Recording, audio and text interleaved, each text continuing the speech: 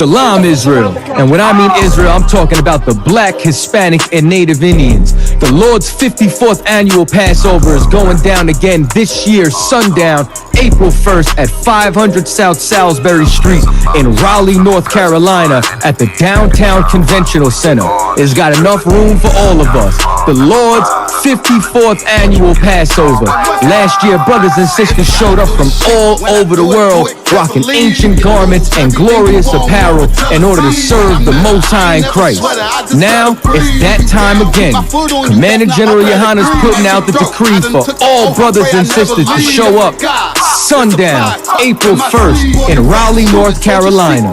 Join us at the Sheraton in Raleigh, the hotel right downtown. It's at 421 South Salisbury. The Passover is right up the block at the Convention Center, literally within walking distance. Make sure you pull up. Make sure that you do your due diligence because rooms are going fast and they are limited this weekend. You understand? We have months in advance of preparation. Do not wait till the last minute to get your room. The Lord's 54th annual Passover, Saturday, April 1st in Raleigh, North Carolina. Join us there. It's about time, sending curses to them enemies. Oh yeah, it's going down.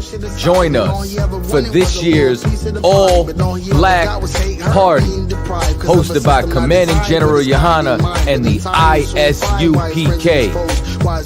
This year, it's going down in Durham, North Carolina at the Durham Armory.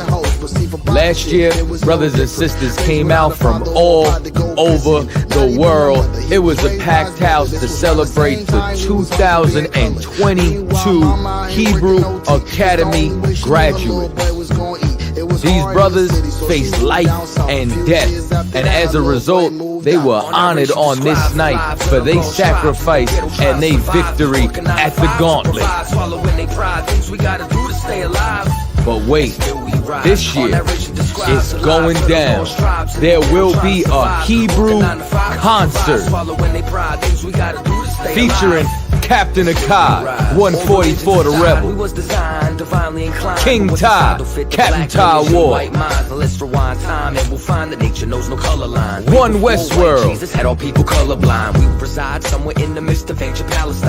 Lost Tribe, Captain Katazar, I.S.U.P.K, also known as Dope E, and Officer Natazar, UPK Natazar, and much more.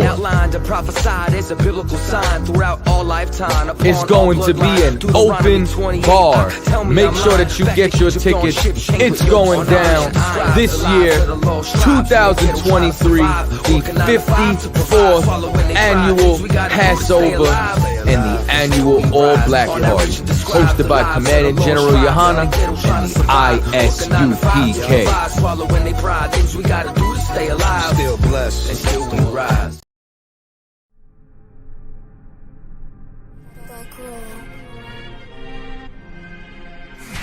I.S.U.P.K presents the 54th annual Feast of Unleavened Bread. Last year we did it big. This year is going to be way big.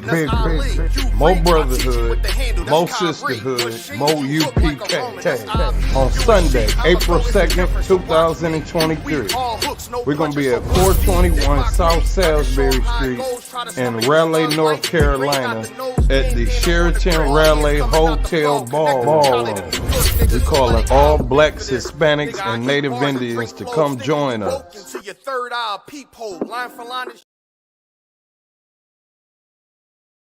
Shalom, Israel. And when I mean Israel, I'm talking about the Black, Hispanic, and Native Indians. The Lord's 54th annual Passover is going down again this year, sundown, April 1st at 500 South Salisbury Street in Raleigh, North Carolina at the Downtown Conventional Center.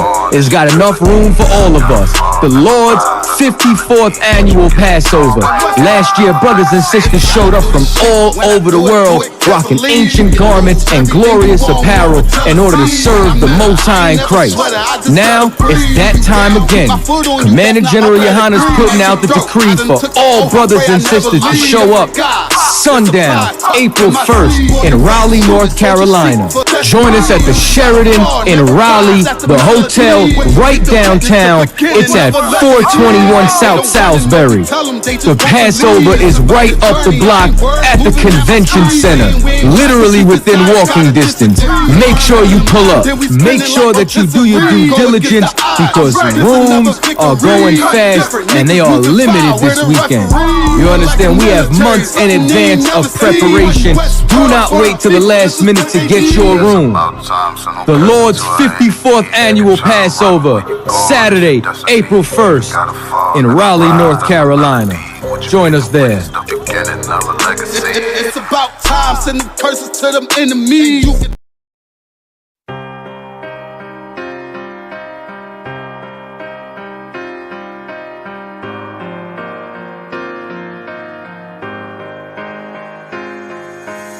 See, I was born to be a soldier. See, I was born to be a soldier. See, I was born to be a soldier. I was born to be a soldier. Hey, hey. See, I was born to be a soldier. I was born to be a soldier. See, I was born to be a soldier. See, I was born to be a soldier. See, I was born to be a soldier.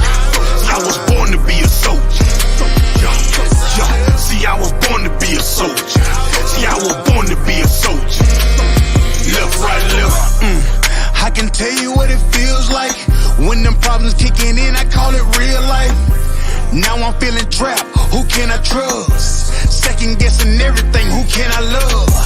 I remember sleeping on the floor, ready for whatever. I was sleeping by the door. I was down bad, didn't want no one to know. I was on my own, didn't have nowhere to go. Everything I seen was a test. I was born to be a soldier, nothing less. This is the life that I chose. This the life that I chose. This the life that I chose. This the life that I chose. See, I was born to be a soldier. I was born to be a soldier. This is the life that I chose. See, I was born to be a soldier. See, I was born to be a soldier. See, I was born to be a soldier. I was born to be a soldier. This is the life that I chose. See, I was born to be a soldier. See, I was born to be a soldier. Left, right, left. All black is the uniform. Soldier dead and gone. I'm forever pouring liquor for him. Try me on my brothers, and I'll be moving bodies for him. Came up out the struggle and maintained through the storm. Niggas dying for dead presidents, fucking up their residence. White man dirty tricks, they call this shit politics. Vagabonds, and they some natural born lunatics. That what they is. They shut you down when you speaking truth. It black boots when you in the truth. It black boots when you in the truth. This is the life that I chose, nigga. See, I was born to be a soldier. I was born to be a soldier. See, I was born to be a soldier. See, I was born to be a soldier. See, I was born to be a soldier. I was born to be a soldier. See, I was born to be a soldier. See, I was born to be a soldier. Left, right, left.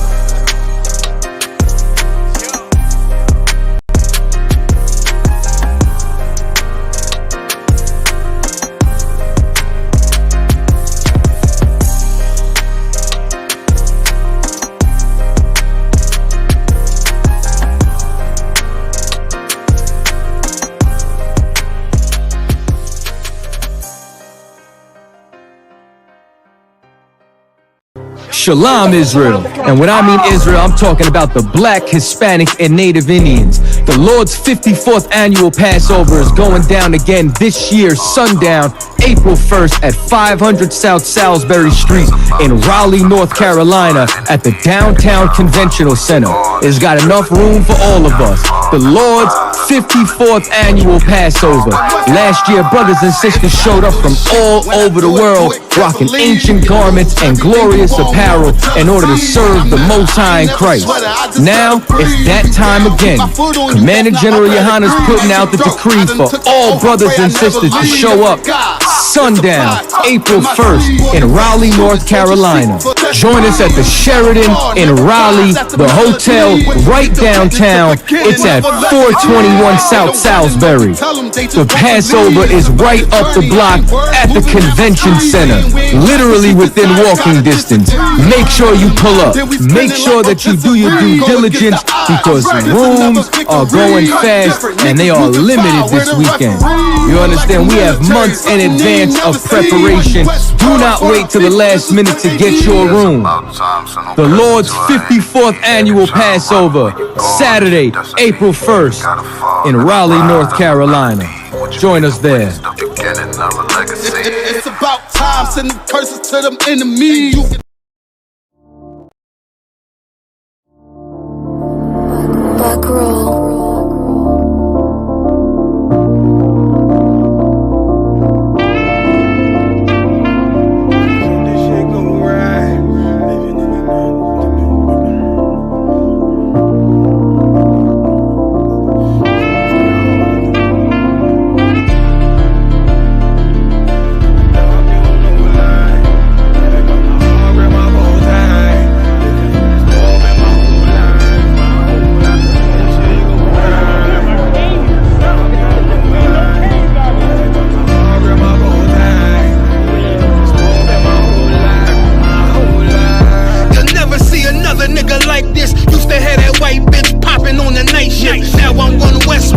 Than the I.S.U.P.K on you rappers' necks and it's feeling like some vice grips.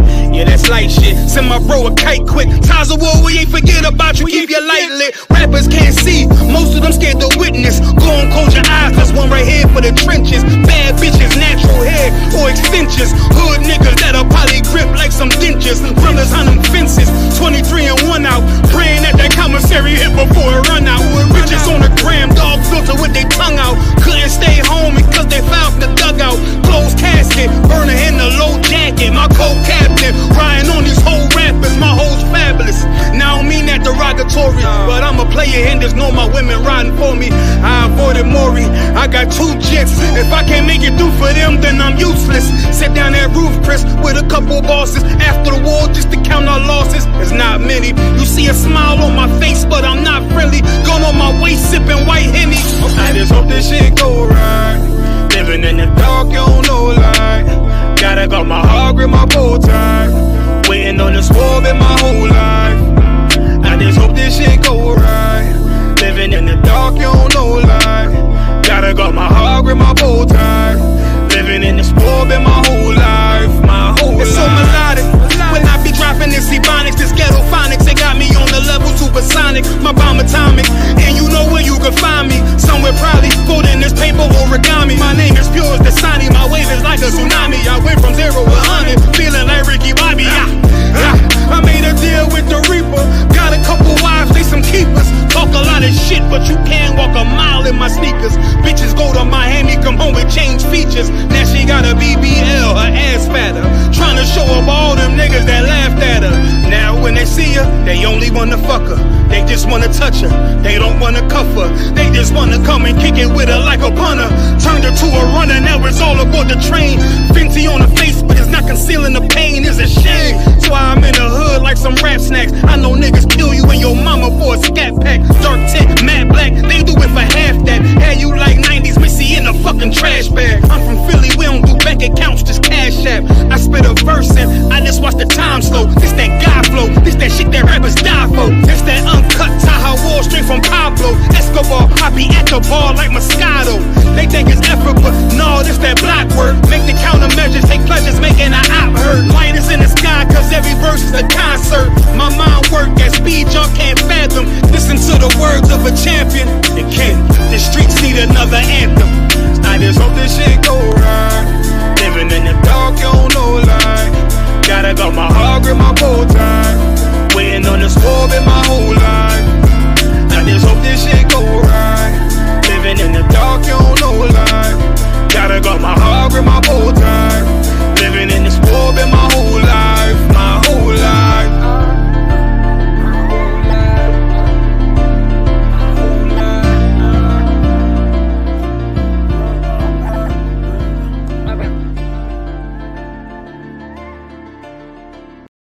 Shalom, Israel. And when I mean Israel, I'm talking about the Black, Hispanic, and Native Indians. The Lord's 54th annual Passover is going down again this year, sundown, April 1st at 500 South Salisbury Street in Raleigh, North Carolina at the Downtown Conventional Center. It's got enough room for all of us. The Lord's 54th annual Passover. Last year, brothers and sisters showed up from all over the world, rocking ancient garments and glorious apparel in order to serve the Most High in Christ. Now, it's that time again. Commander General Yohanna's putting out the decree for all brothers and sisters to show up sundown, April 1st in Raleigh, North Carolina. Join us at the Sheraton in Raleigh, the hotel right downtown. It's at 421 South Salisbury. The Passover is right up the block at the convention center, literally within walking distance. Make sure you pull up. Make sure that you do your due diligence because rooms are going fast and they are limited this weekend. You understand? We have months in advance of preparation. Do not wait till the last minute to get your room. The Lord's 54th annual Passover, Saturday, April 1st in Raleigh, North Carolina. Join us there. It's about time, sending curses to them enemies.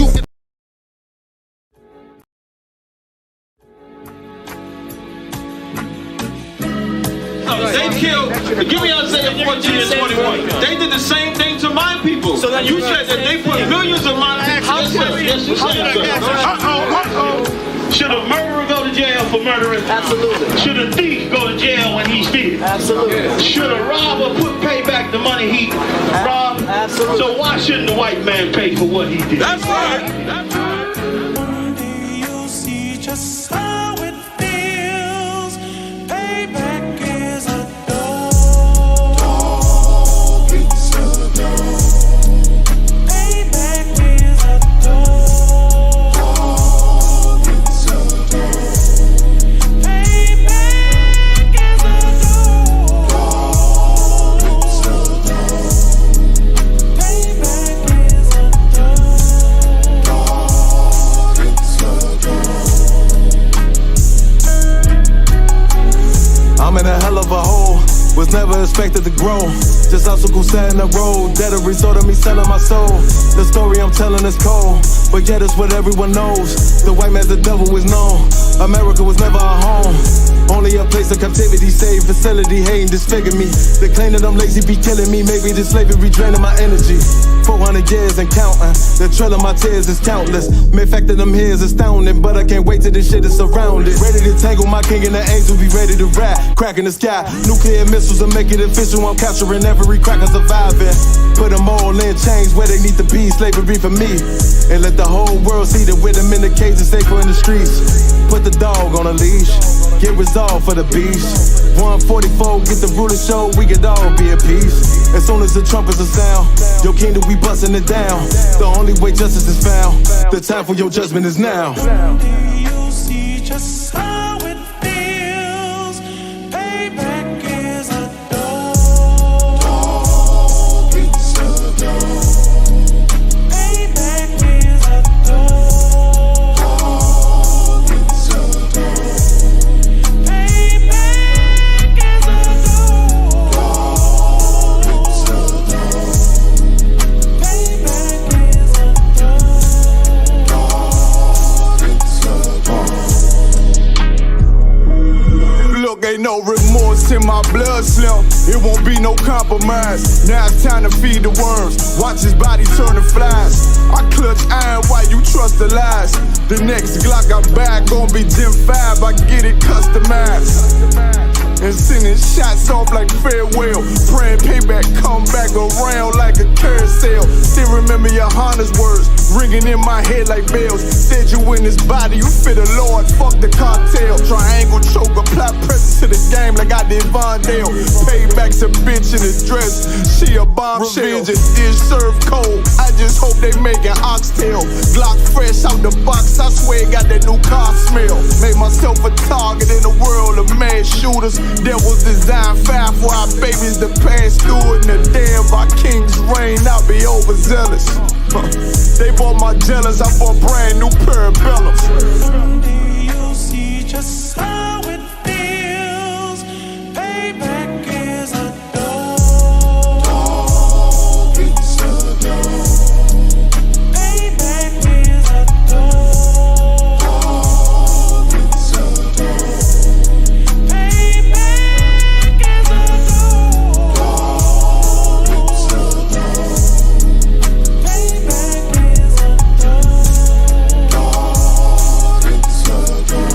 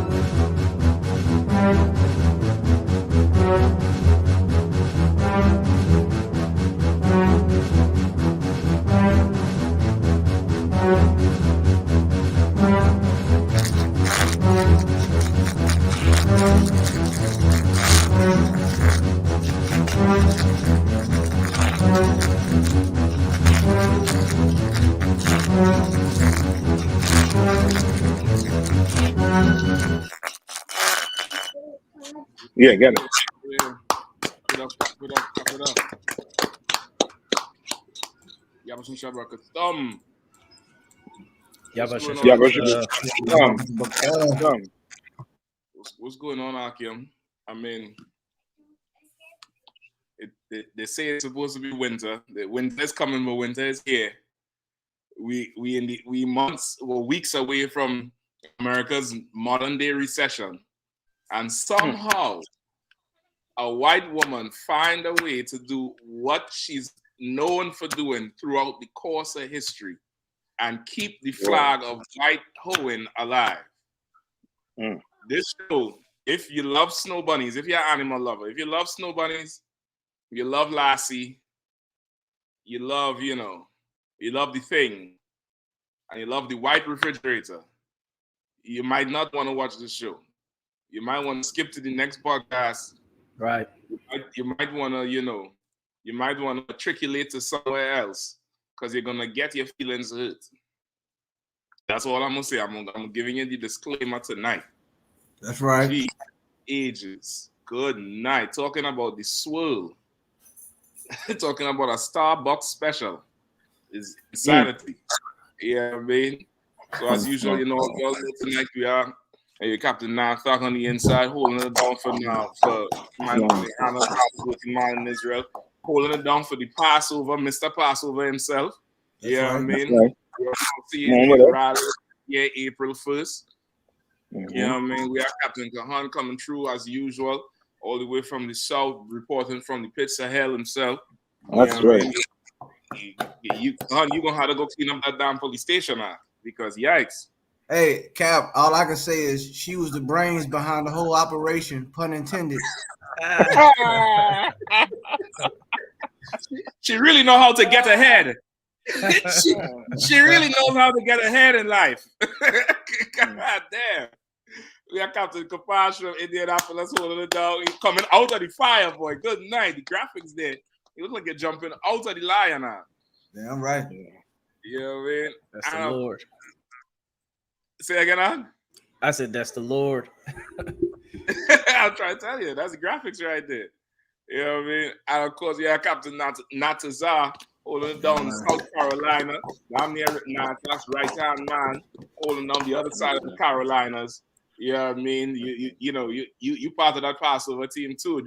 So shoulders gonna be, your two shoulders are April 2nd, your two shoulders gonna be all the way up here with a lot of weight. But it's the wild, man. That's a good thing. That's a good thing. So yep. It's abomination after abomination in this empire, bro. In this empire, it's ridiculousness. You know what I mean? Right. Are you all able to hear me well, or is it or the audio muffled? No, you hear perfect. Oh God, we too wild. I can hear you well. I'm perfect. I can hear you well.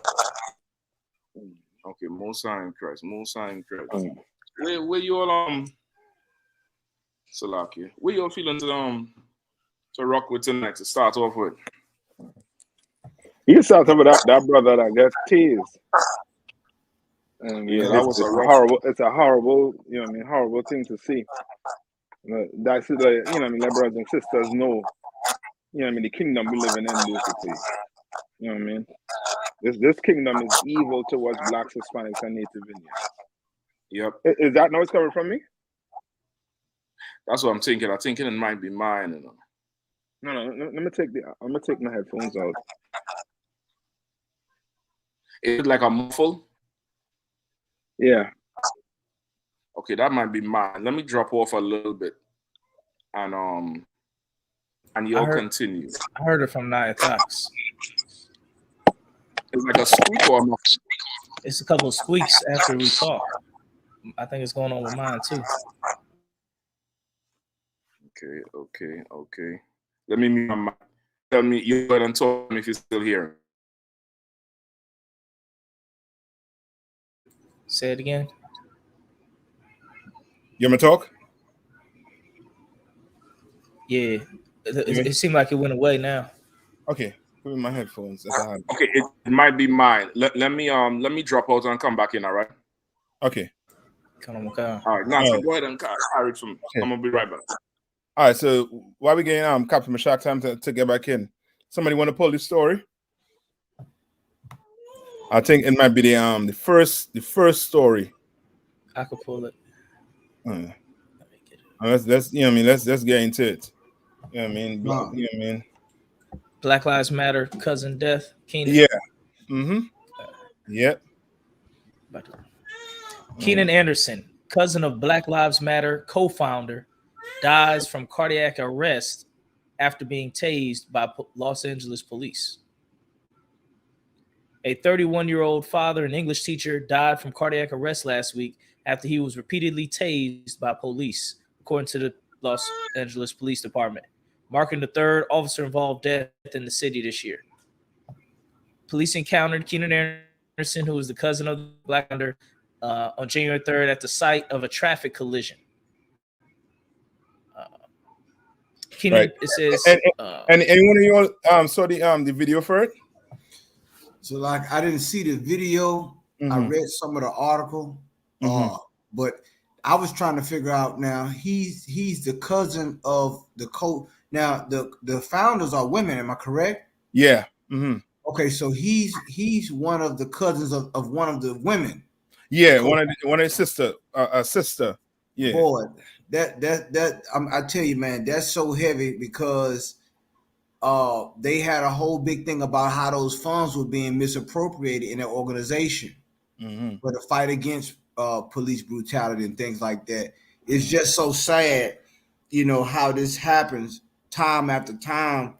And I believe every time this is captured on film, I believe it calls for a broader conversation and pushes the conversation more and more about systematic oppression and police via police brutality. And it's going to continue to do that.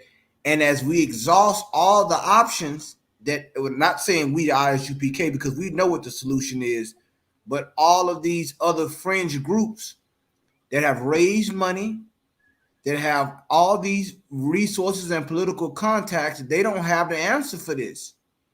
And it's ironic that, you know, being placed under arrest causes cardiac arrest in this situation. Yeah. It's spiritual. We start the Lord is showing us these things more and more and more. And now he's laying it all out for us to see, man. It's just so sad that this happens. And of course, I think the article was saying that brother didn't comply, but you know, it's so many different factors that we don't even see in these stories a lot of times. You know what I'm saying? Before they showed the body camera, we don't even see a lot of these things. Not saying that the brother, it was justified what happened to the brother, but we don't really know. All we know is, you know what I'm saying, the brother's crying out for help, man. And a lot of these cases be mental issues too. And Salaki Khan, let me just interject there for 1 second. He was having a bad day. So as you're saying, it's a mental, I mean, this was more a long-term mental issue, but go ahead. Right. No, that's just a heavy point, man. They don't treat our situations with the care they treat other nations with. You understand? And it's because of our leadership. I know we up on the MLK weekend holiday, the quote unquote holiday of MLK. And it's ironic because all of these things now we getting ready to come up on so-called Martin Luther King Day. But we have to now press rewind and see how far we have went backwards, because this is not progression. And like Captain Mashak said earlier, we're gonna get more and more into this police department tonight. It's about to hit home tonight. It's about to hit all the way home. You see, that blue wall of silence only exists. It only exists when they want it to exist. Yep. But when it comes to getting certain skeletons out the closet, they willing to talk.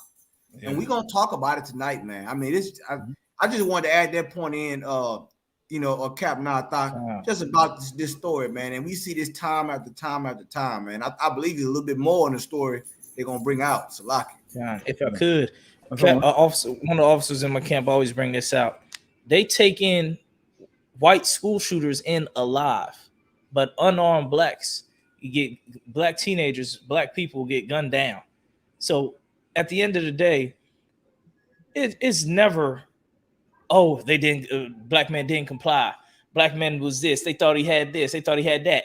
Actual murderers who walked around shooting at hundreds of people, you can bring them in with no scars, with no marks, with no shootouts. You bring them in calmly, quietly, peacefully. They walk in, get them hamburgers. So it's BS that there's some type of resisted arrest. He did this, he did that. He almost had a gun. We thought he had a gun. He was reaching for a gun. People with actual guns you bring in when they're white. So that's the deal, man. Go ahead. If I could too, and Captain Kapash, you're so right.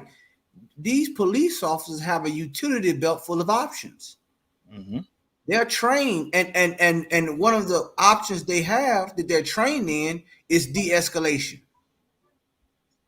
De-escalation is one of the things that they have to be trained in a situation. And a lot of these, majority of these police officers do not have integrity. Like Captain Mashak was bringing out, we're going to go into one story tonight where a woman sucked all of the integrity out of the police department. All of it. Sucked them dry. Okay, she sucked the blue out of Blue Lives Matter. Do you understand what I'm trying to tell you tonight? We're gonna get real great. You better put the kids to bed tonight on Black Watch, because they're gonna get real X-rated. MLK weekend holiday. Did we going all the way in tonight? Okay. Salakia, I yield. And Salakia too. I think I asked the question earlier, if anybody saw the video. If you all saw the video, it's a horrible video. It's a horrible video to watch. From start to finish, you can literally see the brother having a bad day. Like you are not allowed to have a bad day in America. Nah. You are not allowed. Having a bad day in America mean you can actually lose your life. Yep. You understand?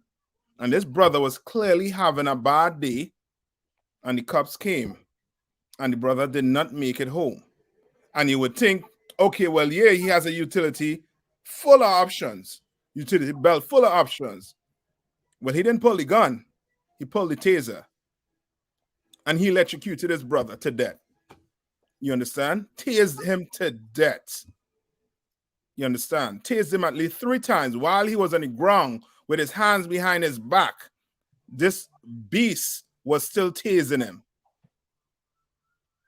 If I could with that too, just now, are you all hearing me?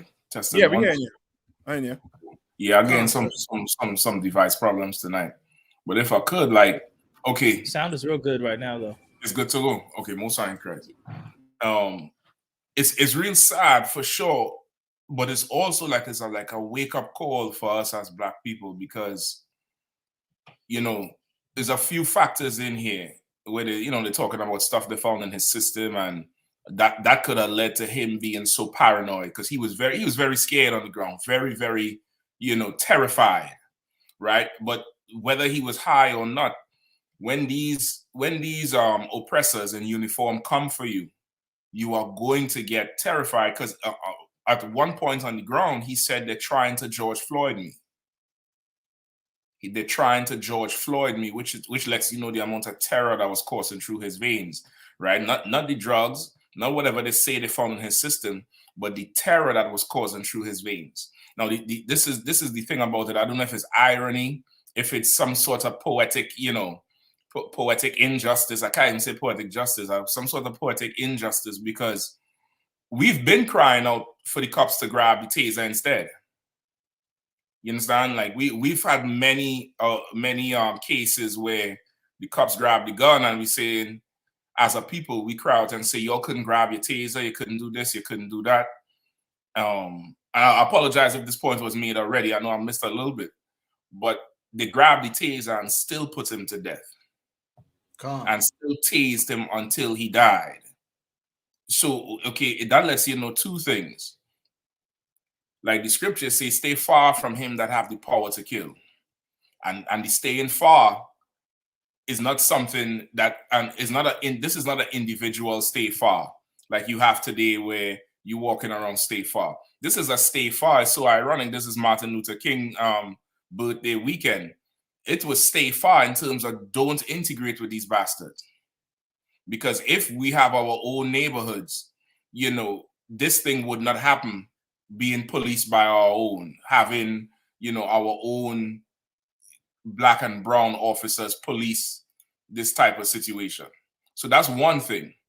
And the other thing is, it don't matter if you equip an officer or an oppressor, one of those law-keeping oppressors, with a butter knife from McDonald's, they're still gonna put you to death.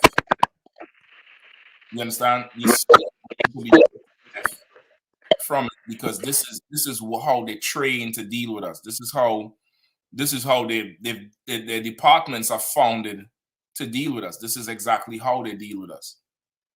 You know what I mean? Like it really does. This case here proves it really doesn't matter what's on that utility belt. What matters is that you're a Black man having a bad day, which means you must die. You understand? Cool. Like that's really what we see in here, because this taser is supposed to be non-lethal, and they found a way to make that shit lethal. You know what I mean? They tried and tried again until they achieved their goal, which was to take his life away. You know what I mean? It's absolutely insane. So, like, you're hearing me? Yeah. I think I lost you all for a bit. I might drop out again, all right? And if I could, okay. And if I could, what you're saying is so heavy, because we done tried all the ways. See, marching, that's actually what the oppressor says you're supposed to do in this kingdom, to try to get results, to try to peacefully protest. You have a right to peaceful protest. We done tried peaceful protests, rioting protests, violent protests. We done tried everything. Even the members who are of the organizations doing it is not getting the results. But we haven't tried seeking and turning to the Lord. Like we so spiritual, we Christians, we love God, this and that, but we don't ever pray for the Lord to rain down judgment on our enemies. Right. Like that never crossed our mind. Like, let's play to the Lord to handle it. Right. Like, we going through this problem as a people. Let's seek the Lord out to handle it. That never, outside the I.S.U.P.K, I guess that's not an option, huh? But we so spiritual. No, that's a good point, Cap Kapash, because like it's just crazy because everybody's now is talking about MLK this weekend and what it stood for, what he stood for, and his dream, but no one talks about what the Lord wanted. No one says, you know what, maybe we made a mistake. Right. Yeah. I still, and Black History Month, we right on the beginning of Black History Month, getting ready to come up next month, and the shucking and jiving they do every month. Every Black History Month. It's so bad now that they don't even want us in Alabama to interview some of the people who not only marched with Dr. Martin Luther King, but some of the people who was in the church that got bombed with the 4 little girls in Birmingham. Mm-hmm.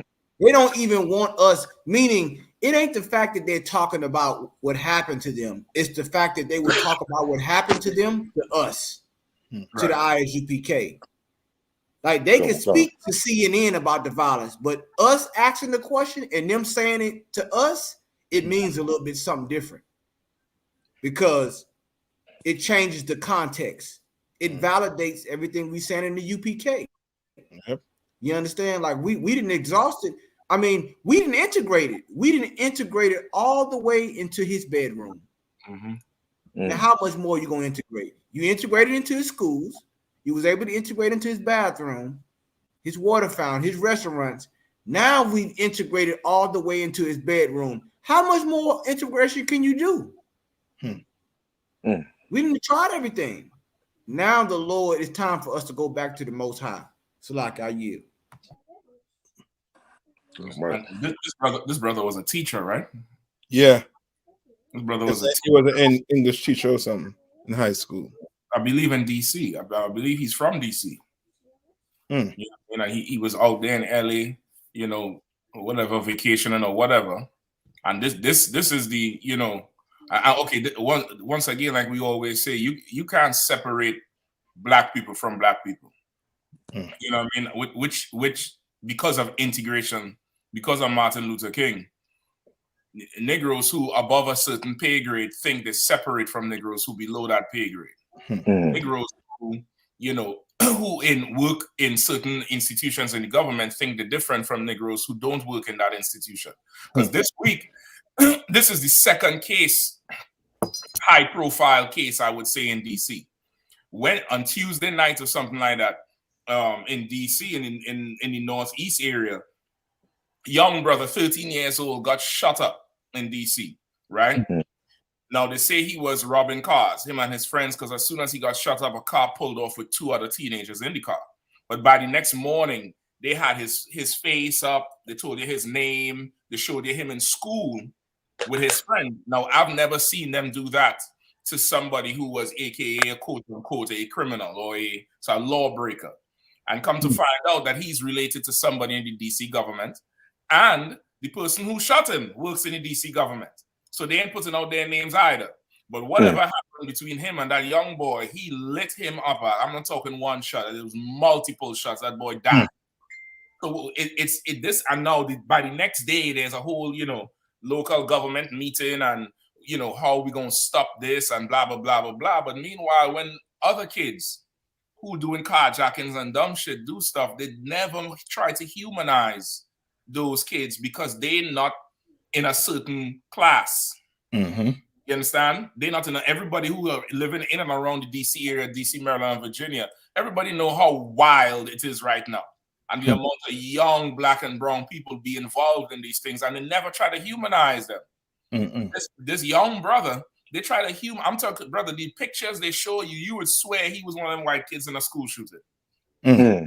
The way that they portray him on the news and tell you his name and everything. And I'm like, okay, that's good. We're making us care.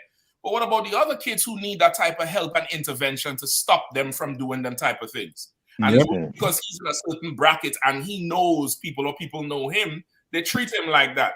You get the point? And it's the same thing here. The headline with this story is not just a brother got killed, but they're saying what cousin of Black Lives Matter founder. Once again, trying to put some sort of prestige on him when they're killing anybody. That's right. Henry Louis Gates Jr., they came to his house because his neighbor said somebody trying to break in. And his IDs, his Harvard IDs did not work in front of his own goddamn house. Rich nigga, poor nigga, still nigga. That's it. Like, you can't separate us, man. It don't matter. I'm not saying like this brother was a coon or a sellout or anything like that. I'm just saying the way they carry it. They try to make this thing like it's not about race when it absolutely is about race. That's right. It absolutely is about race, and it shouldn't matter where you fall in our oppressor's financial scheme or system. What should matter is, like, really, Black lives should really, really matter, whether it's rich or poor. That's it. Shouldn't have no sort of sway or favor based on who you know, and it's a sad thing. And listen, that's directly opposite to what Moses said. If I could, if Natazar or Kapash, if you could pull that for me in Deuteronomy chapter 1 and 11, I believe. Like, that's directly opposite to what, what's in the Bible. Like, the way we should be dealing with things. And of course, you can't expect this this oppressor to be just. But this, I got the scripture. This here is really an example of how we should be. You get the point? How we should be. I got the scripture. Go ahead. Deuteronomy 1 and 11. The Lord God of your fathers make you 1,000 times so many more as ye are, and bless you as he hath promised you. Go ahead. Verse 12. How can I myself alone bear your cumbrance and your burden and your strife? Right. That's what Moses was telling Israel. Like we don't get so big and large now. He alone can't be, deciding matters in Israel. Right? Go ahead. Take ye wise men and understanding and known among your tribes, and I will make them rulers over you. Right? We were people who were supposed to be ruled by ourselves. That's it. Not by these oppressors, not by senators, and not by, councilmen and mayors. We were supposed to be ruled by men of the Lord from our own. That's right. You have the Hasidic Jew and the little small hats and them taking our laws, living by our laws, impersonating us, and doing it to the max with their own people. Skip me down, brother, if you could, to verse 15. Deuteronomy 1 and 15. So I took the chief of your tribes, wise men, and known, and made them heads over you, captains over thousands, and captains over hundreds, captains over 50s, captains over 10s, and officers among your tribes. Like Moses done gave us our government long ago, man. That's right. He done gave us our government, and the reason I bring this up is because we've been trying to be part of this oppressor's government for what, 200 years, 400 years? That's right. And still dying in the street like a dog, man. That's right. You have your government here. You have your system here. You have your representation right here in the Israelite school of UPK, because we follow what the Lord said to do. Damn right. Not what George Washington said to do. Not what Lincoln said to do in some declaration. We follow what the Lord said to do, man. Go ahead. Verse 16. And I charged your judges at that time. And I what? I charged your judges at that time. Moses charged the men of Israel. He charged them. Like how you face some kind of charge, for going some kind of fault. He's charging you. Where if something's wrong, the fault is wrong with the leadership. So now when you look at black and brown people in this empire, whose fault is it? Martin Luther King, because you was the one who assumed to be, to the seat of Moses. Jesse Jackson, the one who assumed the seat of Moses. Farrakhan, you the one who Malcolm X. All y'all who sitting at the top of us religiously, you assume the seat. Everybody look to you for the help. And now we suffering and dying in the street. You gonna blame who? This brother?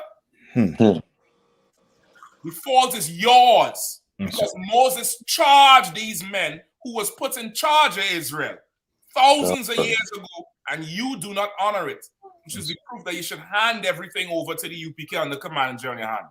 You should hand it over. Because none of you all are going to hold these cops to damn task. That's You're right. not going to carry them to the line. You're not going to make sure they pay. That's right. Go ahead, brother. Verse 16, the rest, saying, hear the cause between your brethren, and judge righteously between, judge righteously between, judge righteously. Judge righteously, man. Judge righteously. Keep going. Between every man and his brother, and the stranger that is with him. Keep going. Verse 17, ye shall not respect persons in judgment. That's what judging righteously means. You should not respect persons in judgment. And this thing is coming to the doorstep of the rich and famous. I apologize to this brother's family. I'm sorry for him. My sympathies goes out. But this thing is coming to your doors for one reason. Because you have ignored the poor of us. Yes, sir. You have ignored the poor of us. That brother, that young brother in DC, 13 years old, he come from a good family, it looked like. Ain't no, he ain't have that excuse that most other people do have, but he gets the sympathy of the DC Council because he's comes from rich and wealth. Coming to your doorstep because you have ignored the poor of us. That's right. You have ignored those of us who don't have that voice, who don't have some uncle on the state senate board or the council board, who don't have some uncle sitting in the 5th ward in DC or on DC's council or in DC's mayor circle. We don't have that. You should hear how the report of that brother getting shot in DC. They said the man came out there and confronted him. And they spoke for a second, and then multiple shots ran out. He was killed. You know why? Because of the same miscarriage of justice. I'm going to explain what I mean when I say that. He was killed because the atmosphere, what's in the air in every one of these cities, and not just DC, in every one of these cities, what's in the air is we're tired of you niggas and your shit. We're tired of you Hispanics and your shit. That's what's in the air. So now when you have this young 13-year-old boy who doing something that, is it's not really ideal. Because I don't want to just, say he doing something wrong, which he did. But I've seen these white boys do way worse. I've seen these white boys do the same thing. And a judge, the white boy who from, I think it was Yale or Duke, who raped the girl. He was a swimmer. Raped the girl. The judge told the girl she should have kept her knees together and held it stronger. And then turned to the boy and said, I'm not going to sentence you because everybody makes mistakes and you deserve a second chance. He's a swimmer and we don't want to ruin the rest of his life. You understand? I know you're familiar with what I'm talking about. Yeah. You understand? I've seen that. So now these young brothers may do something that's less than ideal. Might do something that's less than ideal, but the whole atmosphere is with America is tired of you Negroes and you Hispanics and you wetbacks and you red people and your bullshit. So I'm gonna empty the clip on a 13-year-old boy. That's it. That's one side. And then after that, you rich Uncle Tom Bougie step in fetching, think you goddamn, you think you just a dark-skinned white man. You wanna know, treat the case as something separate from those who embarrass you. Those who, you make us look bad, that type of Negro. What's happening to you is happening to us. What's happening to us is happening to you, whether you're rich or poor, whether you're high or low or in the middle. And that's why Moses gave us a government to be separated from and said, judge righteously. But under Martin Luther King and his integrated mess, we get an unrighteous judgment. We get an unbalanced judgment. We get an skewed judgment, a skewed amount of righteousness. And we perishing in the streets ridiculously for it. But this brother scared and panicked out his mind saying, they're trying to George Floyd me. They're trying to George Floyd me. I haven't heard a white boy, the sons of our oppressor, quoting somebody who was murdered before from his race and saying somebody trying to do that to him. You know how bad it is when they say they're trying to George Floyd him? Like how bad it has to be for you to reference the treatment of you to somebody who died famously from your race. You know how traumatic that is to live with? That's You know how like it's down there like you normalize the abuse of us. And we just have to live with it in a normal setting. And that's not normal. Salakia, please. I don't want to take up all the time. Can I come? Oh, go ahead, Salakia. No, I was going to say, Meshach, you're so right with with what you're bringing out also too. For the mere fact that as I say, when you look at that video and you saw, what you're saying is, on point when it comes to these oppressors.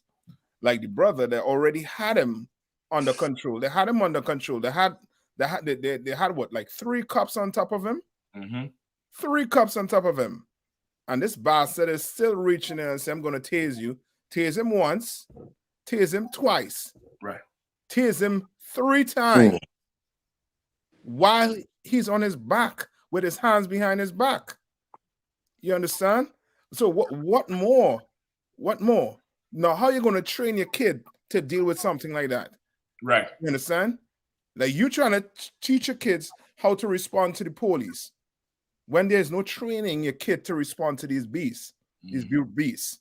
You understand? There's no training them. The best training they can get is inside here in the UPK. That's right. You want to survive that police brutality, you better come in here and learn how to do it, how to stop it before it actually happens. Yep. You understand? You can't stop it while it's going on, but you can come in here and stop it from actually happening. You understand? You could come in here and it could happen. But out there, you understand, with with us, not following laws, statutes, and commandments, we are the whim at these heathens, at these devils. We are the whim of them. You understand? He could have had a butter knife, as they're saying, on his belt. He would have pulled that out. And find a way, find a vein in your neck somewhere to kill you. Yeah. Yep. I got a scripture, Isaiah 36:3.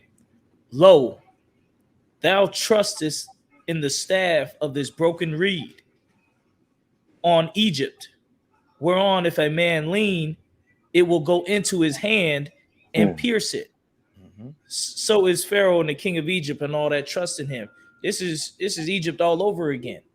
When you go in Revelations, the scripture says this is Sodom and Egypt, where also our Lord was crucified. Our Lord is crucified here every day. When you see him in the image of a oppressor, that's killing his image every day. But we trust in Egypt, and the Lord told us, if you trust in Egypt, because to us in the UPK, we're like, this and this is wrong, and our people is getting destroyed. But if you were to hear a lot of Israel say, America is great. I love America. This is what if any of that's happening, a lot of our people in denial. They trust in America. They trust in Egypt. You should hear that conversation. All our people dying, but they say, well, this is still ours. We love it, and we got to vote. You trust in the Pharaoh. We trust in Egypt. That's right. And the Lord told us it's going to lean in and cut our hand. No,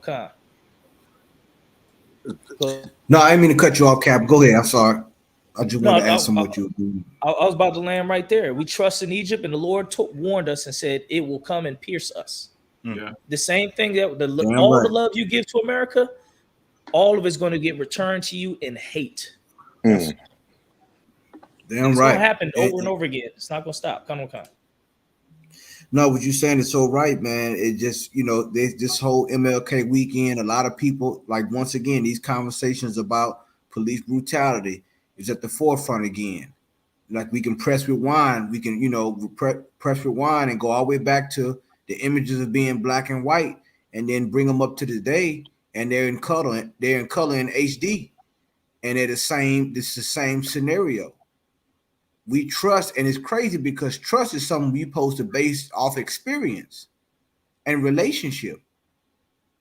Like we are in a bad relationship, but we are trusting in abuse. We're trusting in brutality. We sought civil rights from an uncivilized people, and we sought human rights from an animal. And this is the result of it. This is the result. What they do is they put us to death all the time, and once again they try to sweep these things under the rug. They don't even want us to interview a lot of those civil rights leaders are passing away. A lot of them are leaving here. And they leaving here steady holding that flag of I have a dream with no reality in sight. Nothing they built, nothing that's tangible that they built. See, faith is something different. See, faith, faith will materialize right in front of your very eyes when you trust in the Lord. Right. You have faith, which is why I said it's the evidence of things not seen, substance of things hoped for. Right. When you have faith in the Lord, it materializes. You may not see it at first, but it will materialize in front of your very eyes when you trust in the Lord. Lord said He's a God. He don't have to lie. Our King said, Yahweh said, if it wasn't so, I wouldn't have told you. He didn't lie to us. But the problem is, this book is in the hand of scoffers, in the hand of opportunists. You understand? And people who look for their own gain. They don't have the answers, which is why they're trying to bar us out a lot of these community meetings. They don't want us to come into these town hall meetings because they're afraid of what we're going to say. And they're afraid of what the people going to agree with us. Right. They're afraid now. Ain't too much opposition on the street no more.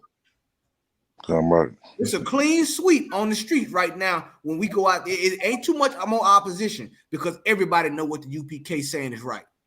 Everybody know what Commander GEN.YAHANNA saying is right. They know it. I yield. And Salakia Cap, you know what I mean? Captain Meshach. I don't know if you remember the video of the Caucasian male that was having a bad day and was naked, and the cops had the rifle around his neck and was running from him. Yeah. Ain't nobody pull a tase out and tase him to death when he was behaving more erratic than the brother. Right. You know what I mean? They try to blame the brother for causing a crash. That's a car. Your insurance will take care of that. You understand? No, a life lose because you get a little fender bender. That's crazy. So you telling me he is a big criminal and deserves to die like that? Nah. You know what I mean? They for sure know how to deal with their people. When they deal with their people, and when I say the oppressor deals with his people, he is not looking at it as he is dealing with an individual. He is looking at it as he's dealing with a brother or a brother's child. You understand? He deals with them like that. But when it comes to us, somehow the switch is we are, you know what I mean? We are animals and we deserve to be treated like this. Like you running on a civilian. You can clearly see having a bad day. Right. Yeah, he for sure ain't there. He ain't all the way there like he should be. Go. But that don't mean you get to put him down. Yeah, just like the naked Caucasian. Right. He was having a bad day. So bad that he ran to harm another civilian. But he didn't lose his life. Go ahead, Khan. Salaki. No, man, it's so crazy, man, because you can look in the brother's face and see, like you said, he wasn't all the way there. You know what I'm saying? Like you said, having a bad day. You can look in his eyes, man, and see the brother was, the brother wasn't all the way there. You know what I'm saying? And then it's just crazy how they handled this brother, man. And it just go to show you that they don't know how to deal with mental health issues with our people. No, they don't care about it. Because once again, like you said, insurance can cover a car. It cover the cost of that. But what about the human cost? You may be thinking this scripture right quick. Can I get Lamentations chapter 4, verse 17 and 18? Like this man, and look, there's a brother. Hold on, there's a brother right there. Look, there's a brother right there holding him down. I think two of the cops is brothers. You know what I mean? And okay, Right. Con, just before, no, go ahead, finish. No, Salak, I yield, Captain. Just before you pull that scripture, right? Okay, it baffles me how every time they say comply with the cops and, you know, do what the cop says and, you know, them sodomite old purple Nathaniel, nasty Nate group, how they came out and said the white man tell you stop, you should have stopped. Why didn't you trust the white man? He tell you stop. This brother is saying, even though he out his mind, even though they came out and say he may have this in the system, you could tell he ain't all the way there. He was there enough to say the truth. He said, help me, please. Please help me, please. No, please help me. They're trying to kill me. Now, the Bible said how you know if a prophecy is true is if a man say it and it come to pass. Freddie Gray ran because he know you was going to kill him. And he was right. You killed him. This brother was refusing to comply because from the time he pulled up on that bike, no matter where this brother was mentally, he knew they were trying to kill him. At some point, any psychologist, anybody who behavioral scientists would look at this and be like, well, we had to do something because these victims end up dying. And every time they say, please, you're trying to kill me. So maybe they're seeing something we not seeing. If this was any other nation that had so many videos of people saying, man, you going to kill me, you're trying to kill me, and they end up dying, there would be a full out overhaul of these departments. Like how many times this brother saying you're trying to kill me and you keep on with the goddamn behavior. There was no point in time to try to calm this brother down. Offer him a goddamn bottle of water. Brother, you look thirsty, huh? You want some water? Here's some water. No, I ain't trying to arrest you. I'm just trying to help you out, man. You all right? Man, come sit here. We good. We good. It's okay, stay over there. I ain't going to come no closer. Here's a bottle of water. What's going on? Tell me about your day. Spend some time doing something useful, you bastard. Hey, Salaki, sir. Go ahead. It's so heavy what you saying because this just goes to prove that this is such a deep hatred that runs, you know, in the society for Black, Hispanics, and Native Indians, because they have psychological evaluations and you know, and psychologists that sit down with these cops and talk about, you know, how to identify certain mental illnesses in people, you know. But the only thing about it is that it only applies of course to like the situation you was bringing up about how, you know, the white man was walking around with the gun and he was butt naked. You know, they're trained to recognize mental illness in that and show a lot of patience or you know, or yield to that.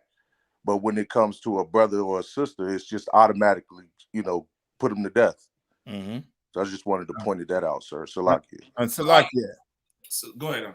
No, I was going to just add on to, you know what I mean? Like, I sure they have somebody in there who's skilled in negotiating. They could have hold the brother down and put the negotiator on the phone. Put somebody on the phone who has some skill with, I mean, a mental situation. Just hold him down. Just hold him. But not that they ain't going to do that because that negotiator needs to be, that's billing hours.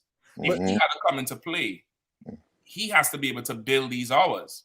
And that's really what it is. That negotiator, he has a specific skill, like a parole officer. A parole officer, you got to pay the damn parole officer to keep track of you. So now to put this negotiator on the phone is going to cost money. They're not going to waste money on this nigga, which is why I'm saying we have to be separate because this here is just straight up and down compassion. That's all it is. That's all. Brother, I've seen them. Come on, I'm coming right back to you. Salaki to cut you off. Look, come on. I've seen them pull horses out of ditches, and spray the horse down with water and give the horse water.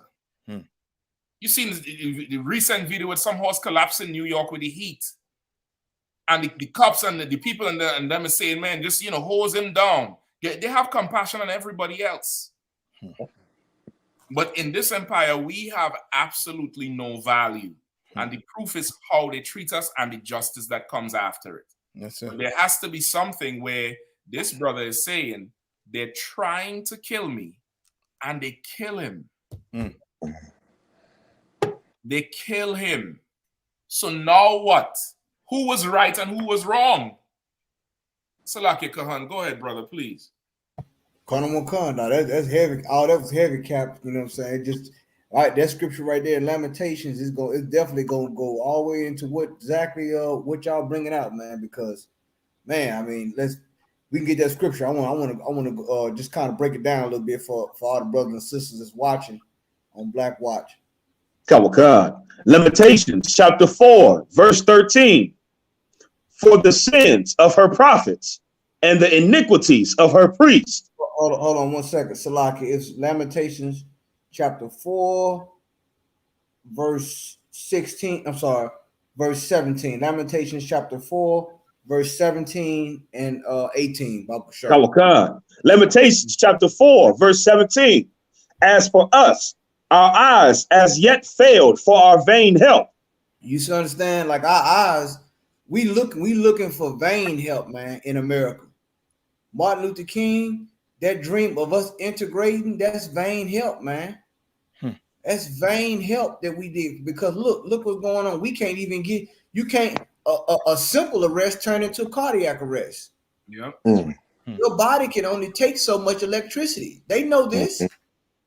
You understand? It's so much electricity your body, your voltage, your body can take, your heart can take, your nervous system can take, your brain, certain organs shut down. These are things that they know. Keep going. Kawakan. In our watching, we have watched for a nation that could not save us. And that's this nation. Just like many other nations that we've been under oppression under. We watching for a nation that can't save us. The Lord telling us this. Through Lamentations, meaning sorrow. Keep going. Kawakan. They hunt our steps that we cannot go in our streets. They hunt our steps, man. You understand? These people hunt. They don't just hunt animals. They hunt people. Call it a manhunt when you running, so-called running from the law. They hunt our steps. Yeah. And notice it says, I'm sorry, Cap. No, I just gonna say, instead of a horse, he on a motorbike. Right. Exactly. Like it's so heavy, Cap. Like you go back to Martin Luther King time, they was on the horses, or a little bit before they was on the horses. Now you fast forward it, HD in color, they on motorcycles now. It's the same thing. It's the same story over and over. They hunt, and notice it said hunt our steps, which shows you what? There's racial profiling. Our steps. Not everybody's steps, our steps. Keep going. Kawakan. Our end is near. Our days. Our end is near. They hunt. We can't even go in our streets. You can't go in the streets. You understand? They hunt you, man. They hunt you down. They racially profile you. And what did the brother say, man? They trying to George Floyd me. George Floyd me. I mean, what he's saying, my end is near. Yeah. What he's saying. They're trying to kill me. And this is what you're seeing right here is the Bible in real life. That's why this Bible is a living word. A lot of you think this book is it's outdated. The truth is never outdated. It's past, present, and future.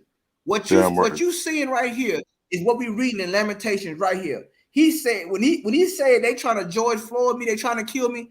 That's what the scripture just said. Our end is near. Keep going. Kawakan. Our days are fulfilled, for our end is come. That's what that brother was saying, man. And that's what we say. That's what you do when you give up, when you can't fight and you give up the fight. That's what happens. Meaning, I'm about to die. Okay, they about to kill me. My end is near. Our days fulfilled. I mean, this is. I mean, come on, man. Salaki, I yield. Man, look, Kahan, you that's down there the perfect precept to go along with this right here because okay, this brother he's extremely terrified, and I could never get. It's like these oppressors get turned on by your terror.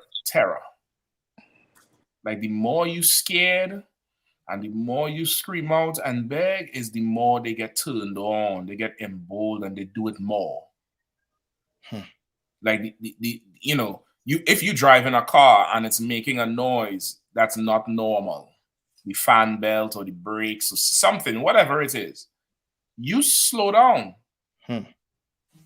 Right or wrong? Don't you slow down? You turn the music on. You try to listen to hear what sound the car making, and you be like, "That don't sound right. Let me pull over. Let me check what the hell I'm doing before I do what cause further damage." Because you don't know what a person doesn't make these sounds under normal circumstances. Stop what the fuck you doing. Excuse my language. Stop it. Just stop for a second. Stop. Get off of him. It's lucky if I could. Man, if I could, Adawan, when the brother was bringing out the psych evaluations for these devils, for these cops, I want to see the psych evaluation for the victims of these cops. How about we have the therapist look at and talk to these brothers and say, how did you feel when that cop singled you out and you seen him pull behind you out of all, there's 100 cars on the road and you're and they're all white people and you seen the cop pull behind you out of all the people. How did you feel?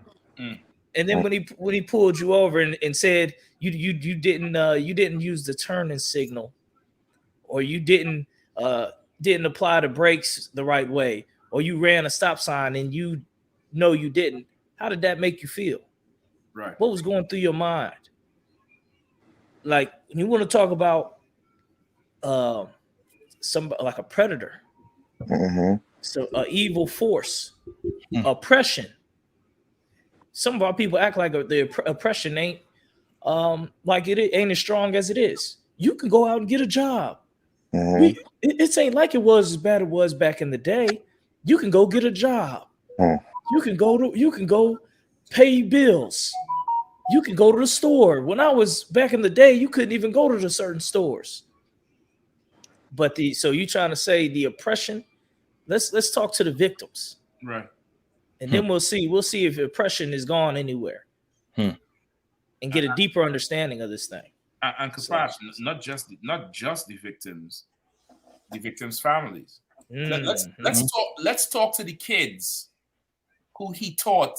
What the winter break was about 10 days. That's right. Let's talk to the kids who he said, have a nice vacation, y'all, on Friday, December 15th, or whatever day he broke off from school. That is now looking at their favorite teacher on the ground with terror in his effing eyes. Let's talk to them children, man. Let's see how they feel, you fucking monster. It's like it, sir. And If that's I why. could say one more thing, Natazar. Yeah, come on, sir.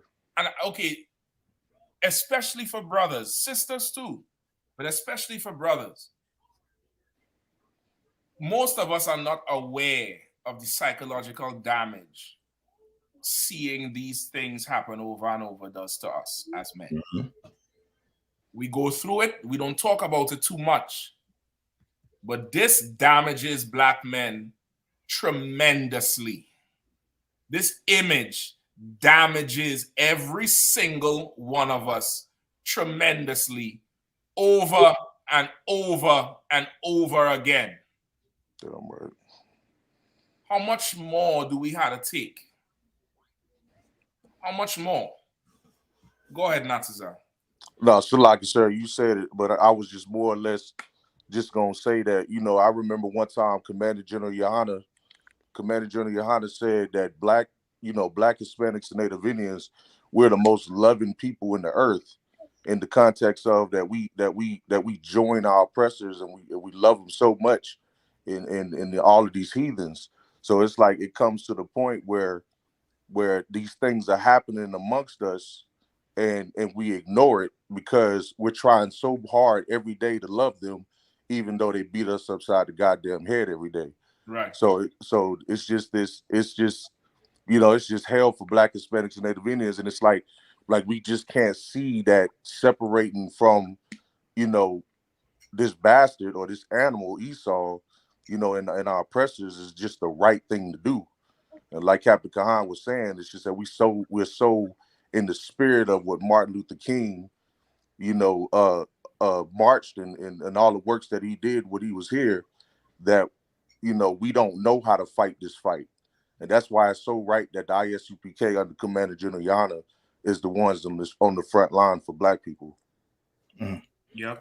Can I say one thing? I'm sorry. No, I'm just going to add too, as you bring up Martin Luther King again too, in that in the end he said he felt like he was leading us into a burning house or something like that. Well, this is the burning house. The house is fully on fire and flame. Yeah. Understand? And the UPK trying to out it. You understand? They're fully engulfed, by the oppressor. You understand? This is what, joining hand in hand looks like. You know what I mean? You on the ground with a cop with a taser in his hand, fitting to electrocute you to death. It's a lot. If I can too, what Captain Mashak said was so heavy with those children, man. Like this is an educational moment. And keep in mind, he was an English teacher. So he understood the English language. Imagine that. He understood the nouns, the pronouns, the adjectives, the verbs. He understood what a question was, a sentence was. He understood all those things. And he communicated in the English language to the police officers. But the scriptures say that it's a scripture where it talks about they're not gonna understand, like they're gonna be of a strange nation, strange people. Like even though we speak the same language, it's something different to them. It's spiritual. Like the tongue is spiritual. Yeah. You understand? Right. And like this whole that class now having a conversation about MLK looks a whole lot different by them seeing this video. And I can almost guarantee and see it's something traumatizing when you're a child and someone you love, you see brutalized. Yeah. It activates something in you. Yep. It creates it turns like that whole non-violent stuff. They don't want to hear that after seeing stuff like this, children. You understand? It does something to you. It does something to your psyche. Therapists and people understand that when people who've been victimized and be under brutality. Yeah. You understand? Like I, this is if I could just interject right there, and it chips away at your hope for something good. Okay, this person means something to you. So as a child, being naive or being so young and innocent, you love this person and this person is good to you and in your eyes. So you hoping that because they're good to you, that as they're pleading, something good will happen to them. And then when nothing good happens to them, it raises the question in that child's mind, like, why would they do this to Mr. So-and-so? And the only answer to that is, I should not have hoped so strong for that. I should not have wanted so much. And it starts to chip away at the hope and the drive and the willingness to live. And before long, you have a depressed 20-year-old who doesn't give a damn about life. Damn right. Will abort babies and murder their brothers, murder their sisters. And you see it so much, a young brother going to court and you hear the charges and you be like, damn, young brother, why you throw your life away? Because I watched my teacher get fucking murdered on the TV. And he was the only one who cared about me. He actually taught me how to read. So they don't understand what they do to us, man. That's right. They don't understand it. And Mashak, take that all the way to the home with the black man not being in the house. They don't understand what they do. You know what I mean? They do understand what they're doing to a point. You know what I mean? Because there's studies out there that shows that a black man being in the house is, you know what I mean, the kid is more like more inclined to go to prison, more inclined to turn, you know what I mean, to turn to life of crime. That's right. Without that black man in the house. So they do to a point understand that, you know what I mean, that emasculating, that, you know what I mean, putting us to death on HD for other black men to see is doing something, you know what I mean, to our minds, where it's messing us up to the point, you know what I mean, whereas, you know what I mean, we is either a life of crime or we violent towards each other. Yeah. You understand? So, like, if I can touch on what y'all just brought out, Captain Mashak, Captain, I thought it's just so heavy, man, because Captain Mashak brought out that point about hope, man, and how those children, like you don't understand, you affected those children, the ripple effect of what happens when you take a life, because that's somebody, that's still a relationship that somebody had with that person. In this case, it was educational. You understand? And those children probably built the bond with that brother. And see, the Bible says hope deferred make the heart sick. I don't want to hear no more about a dream no more. I'm sick of every time I have a dream. You've been remixing this for so long. And everybody ain't nonviolent. That's what people fail to realize. Life is cause and effect. Is everybody out there ain't nonviolent? Everybody ain't gonna just sit there and you just kill them and that's how it's gonna be. That ain't how life works. You know what I'm saying? That ain't how is you blackity black Negroes say the universe works. You understand? Well, the Lord put something in the universe when He created it in the beginning of time. You reap what you sow. Right. You understand? And everything that they do is gonna come back to them, man. This right here, them children, they seen this video. Don't think they haven't seen this video. His students, English students, seen this video of their teacher being murdered, man. Now you imagine them trying to learn something after seeing this is in their mind. Right. Imagine them trying to learn. Imagine they try to learn a new lesson when you just taught them the only lesson they're gonna remember for the rest of their life. This lesson here they learn in this video, they're gonna remember this for the rest of their life. They're gonna understand that it's a curse to be black. They're gonna understand it. They're gonna feel it. They're going to feel it, because that's the only way you internalize something like this without the truth. Damn right. You start to blame yourself. Something wrong with me. That's why they treat me like this. That's crazy. That's absolutely such a crazy thing. Look at this caption right here, brother. Hold on. I wonder if y'all could see it. This cop has his elbow in the brother's neck. Weight into the brother's windpipe. You see that? You see that? And that's the brother, ain't it, Cap? Ain't that the brother? That's the brother. Come on, man. God damn. This is integration right here, what y'all see. That's right. You want to know what integration looks like? Guess what? Now you get to participate in your own oppression now. Now we'll put you can ride shotgun now in your own oppression. We'll give you front row seats to oppress your own people. This is what it looks like. This is why the Lord said that He severed us from other nations. You know what the word sever means? To violently separate. Yeah. The Lord, because we didn't join these people so much that He gonna have to rip us apart. He gonna have to break your heart on what He gonna have to do to free us. Yeah. And to that point too, you know what I mean? Nobody around there trying to de-escalate it. Nobody talking to the brother. Nobody trying to tell your brother, yo, calm down. We ain't trying to hurt you.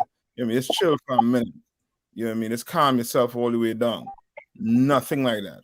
Turn over or I'm gonna tase you. Turn over, I'm gonna tase you. He is turning over, tased. He's on his back. He's on his belly. Tase. That's crazy. And he's saying turn over, and they hold him. They hold him on his back. Right, While and the he other tells cop him, "Yo, saying I turn can't." over. And look, ain't nobody. And look, the brothers didn't even say, "Look, hold on, calm down. Let us talk to him. As I Come, saying, hold on, put the taser away. We got him. Calm yeah, down." You know what I'm saying? Like the brothers, like, but they didn't even put a race card. They didn't even put a race card and say, "Hold on, let us talk to him. Hold on, Captain. Or whoever the in charge officer is, officer so and so. Hold on, let us deal with him. Just calm down." You understand? Because guess what? If this was in Chinatown and the Chinese cop showed up, they wouldn't. The white officers would stand down because this is a cultural issue we have in here, as well as a mental health issue. Let us deal with it. They would have started speaking Chinese to a Chinese Chinaman in Chinatown if it was an issue. You understand? But he knew the English language. Once again, he's an English teacher. It's not like he was speaking Ebonics. He's well-rounded in grammar.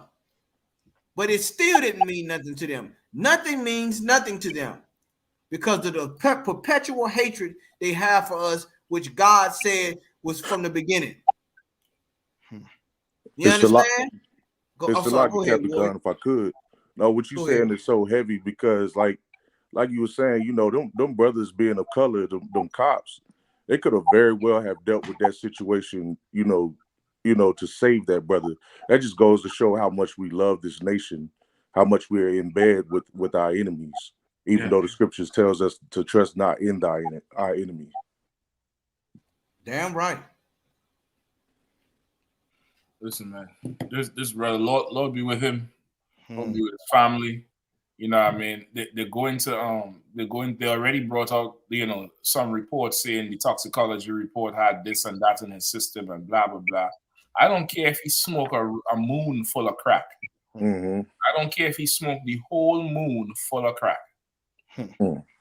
At this point, you should not touch the Lord's anointed anymore. Damn word. But no, this is the other part of it.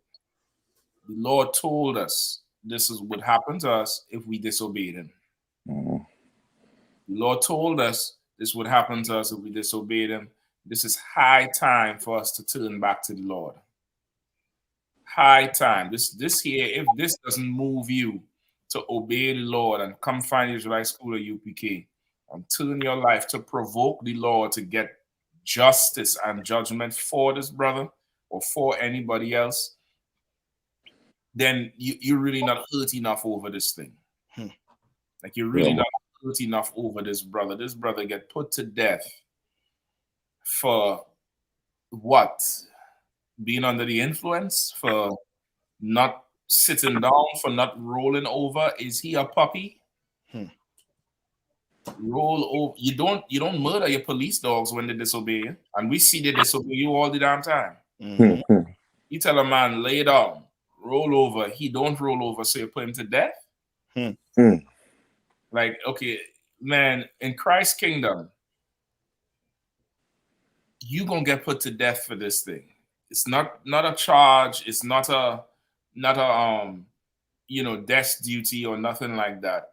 You have careless loss of life. You're going to lose yours.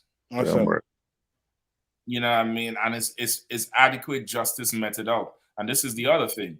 The justice rendered is a reflection of your value to the justice system. It's a reflection of your value to the powers that be. Justice, it matches the hurt. It's because you are valuable and I have to do something to restore what was lost in you, in your psyche, in your mental. And if that justice is not enough, it's because we don't really value you that much. So just, put some ice on it. Don't worry about it. You'll get over it. That's where we are in this kingdom. This is an absolute, it's going to happen again. It's going to happen over and over. This is your time now to come find the truth before you end up on this tape. Damn right. Before we're looking at a tape of you next week or next month or your son or your daughter, Lord forbid, Come into the Israelite school of UPK under command in GEN.YAHANNA with the quickness. Damn right. Listen. Before they memorialize your last words. They're trying to George Floyd me. That should be what? To every cup there, that should just be a hold up, yo, hold up. Maybe we go too far. That should be a straight up like, hold on, he's comparing us to the men who murdered George Floyd. Unless to them cops, that wasn't murder. Maybe that's what it is. Maybe they don't look at this like how we look at it. No.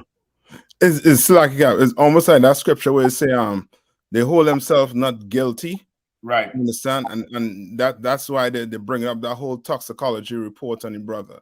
Right. Make it be like it's his fault. He was high, you know what I mean? He was this, he was that. You know what I mean? That's why, you know what I mean, this occurred. You know what I mean? It's almost like they're trying not to, you know what I mean, be blamed for what, you know what I mean, this brother's dying. You know what I mean? Like so many of us, you know what I mean, that die in their hands. They always look for a way out. Always look for a way out. Clearly see the brother, you know what I mean, having a you know what I mean, a messed up day, man. Boy.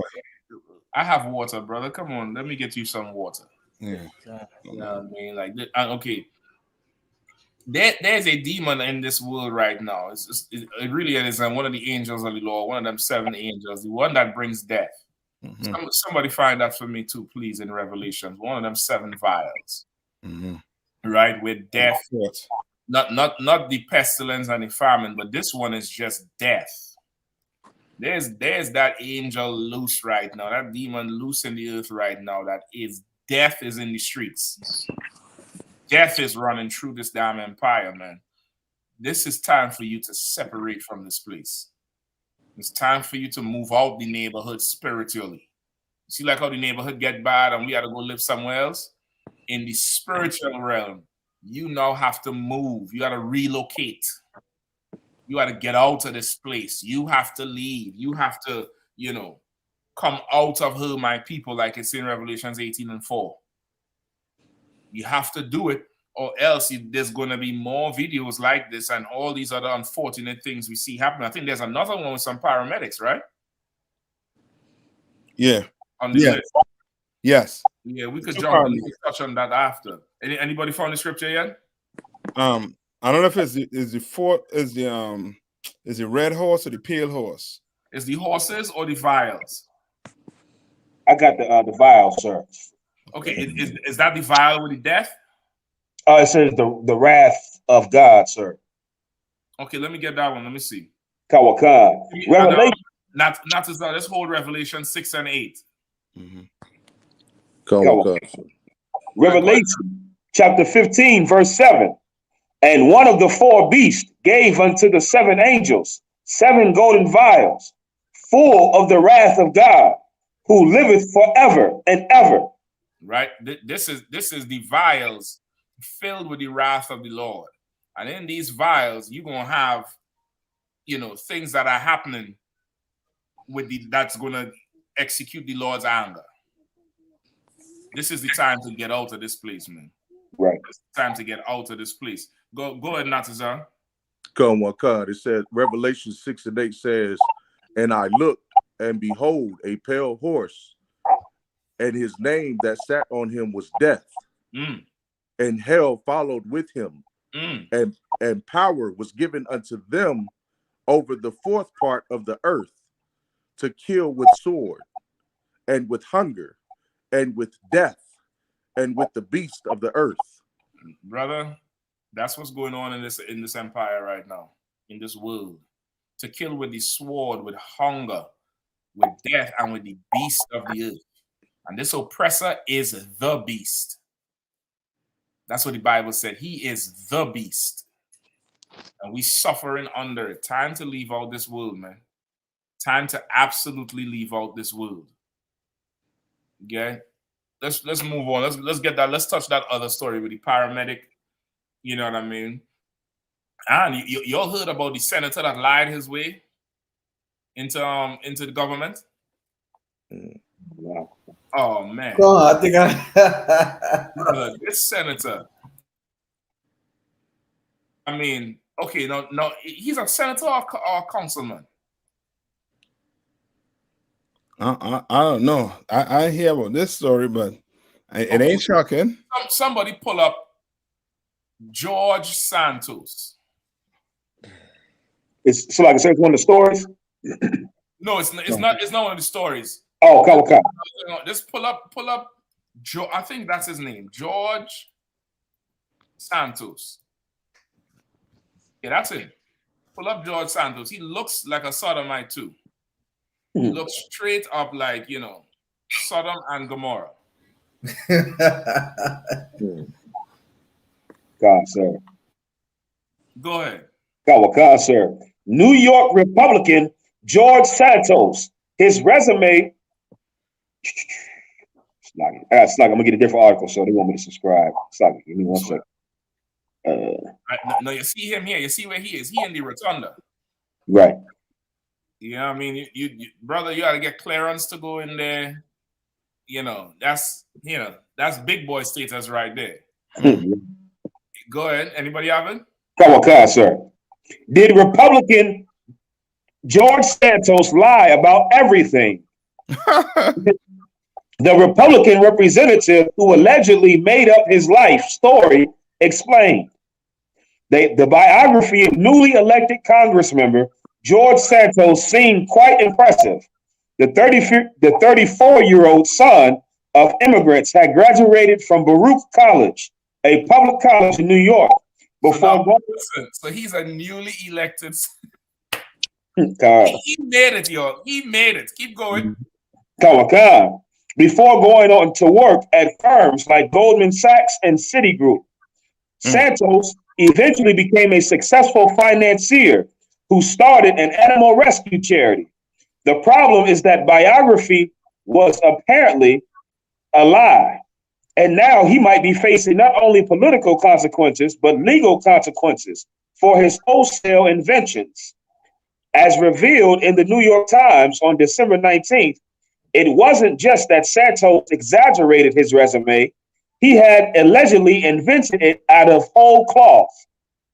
The Times found that he apparently did not graduate from Baruch College. He did not work for Goldman Sachs or Citigroup. There were no records of him being a successful financier, nor were there of him registering his animal rescue charity. The Times also found that he had been charged with check fraud in Brazil. Hold on, Salai. You got the Manchurian candidate in that. Like, look, man. Listen, if you don't think America's finished after this, I mean, look. So I'm about to apply for Congress if you can do this. I'm trying to tell you, some kind of offer. I got to make maybe the fire chief or somebody or something. I'm trying to tell you, like this is a devil here. Don't, they're trying to say he's Brazilian and all that type of shit. There's devils living everywhere. That's right. There's devils living everywhere. This is a devil here. Mm-hmm. And brother, he lied his way into the most powerful building on planet Earth. Cap, can I say one thing? Please. What does this say about voting? Oh my gosh. See, a lot of people out there they're not ready for that conversation now. See, you were saying all this time about the UPK, y'all apolitical, y'all don't believe in voting. Well, what does this say about voting now? Right. Because he lied on his resume. He built up a fake, he copy and paste his resume. Goldman Sachs. Do you know? I mean, Ernest, all them different. I knew somebody who worked for Ernest and Young and them different places. You can't just get up in them places. No, they're gonna check you up and down. I went to college with somebody who worked for them, and they listen. It ain't no dog and pony show with them people. And he lied about that. And he's in the Congress, brother. He's making political decisions over your life, over a lie. Now you take all that voting, you take that and you add that up to that. What does that mean? What does voting mean now? since you want to get mad with Commanding General Yohanna and get mad with the UPK when it comes to election time. Well, tell us, what does this mean now that he's able to lie his way to the rotunda? Yikes. I yield. Yikes. Also, too, sir, if I may, can I read this next paragraph? Please, Zach. Kawakan, it says, further, a number of outlets have found no evidence of Santos' repeated claims to be Jewish, to have Jewish heritage, or to be descended from refugees fleeing from the Holocaust. Santos even described himself at one point as a proud American Jew in a campaign position paper. Listen, he's everybody. if the scripture be all things to all men was a person, it's him, man. Right. This year, okay, and this is the bigger issue here. He did something that was very American. Yeah. Which is to lie. Yeah. I gotta say he tear a page from Christopher Columbus. Exactly. All the way back. Right. He just lied. He told one lie after the other, and y'all believed it. And y'all put him in the rotunda. Meanwhile, a brother having a bad day got to get put to death. Exactly. Oh God. And Salaki, they're gonna make a movie. They'll make a movie about him. They got the movie The Wolf of Wall Street. They got the movies about these guys who swindle their way to the top. They admire that. Right. They admire that. And then I think about the UPK, how tight-knit our organization and our operation is. If a man just came in here and say, yeah, I'm officer such and such, I'm under the Tennessee camp, so I'm gonna get up in here, and if he was able to just get up in here past us and get into the councils and get into the ranks, and we wouldn't even know. Come on now, how do you let him in there? That ain't happening at all. That ain't happening at all. Like this is here. George Santos, representative for New York congressman elect, and he don't have a true thing to his name. Salaki. Hey, can I say one thing? Captain Pot said something that was heavy. You have to state your registry in the ISUPK. Yeah. You have to state your registry, your pedigree. You have to do like this. This just goes to show you once again how this kingdom is full of traitors and imposters. And what is God showing you with this? That these people are not qualified to lead. That's right. They're not qualified to be able. They're getting taxpayer money. Their salary is paid by the taxpayers of this country, and they're not even. They don't even have the credentials. They're not even qualified, which is why the Lord said He was going to raise up new leaders. Yeah. See, this whole thing is about to flip in America, man. And listen, they better keep eyes on him because you don't know if he working with the Russians. You don't know who the heck. Look.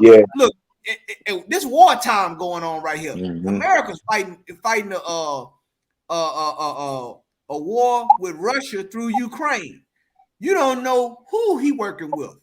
You don't know who. A lot of these politicians got lobbyists that pay them all kind of money to put bills on the floor in Congress. You understand? They just call it a campaign contribution. They don't call it a bribe, okay? But if he gonna lie that much, and then he gonna what, pledge allegiance? Oh, my bad. I'm sorry. He can pledge allegiance to the flag, right?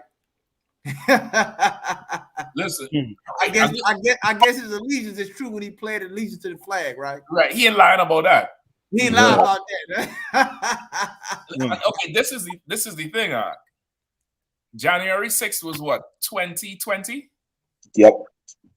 2021, sir. 21, right? 2 years ago. Oh my God. How you all miss him? Right. After his face. After January 6th, you would think a fly has to have an ID card to go in there. Yeah. You would think a fly had to stop at the checkpoint and detach his fucking wings and place them into the damn metal detector. Cap, look at his face. He look like he lying. He look like do y'all just catch y'all recording me? Is that true? Like look at his face, man. Right. Damn. Hey, Salaki, sir, I was just about to say that devil looks mighty suspicious in that picture, man. Brother, okay, not even just the looks.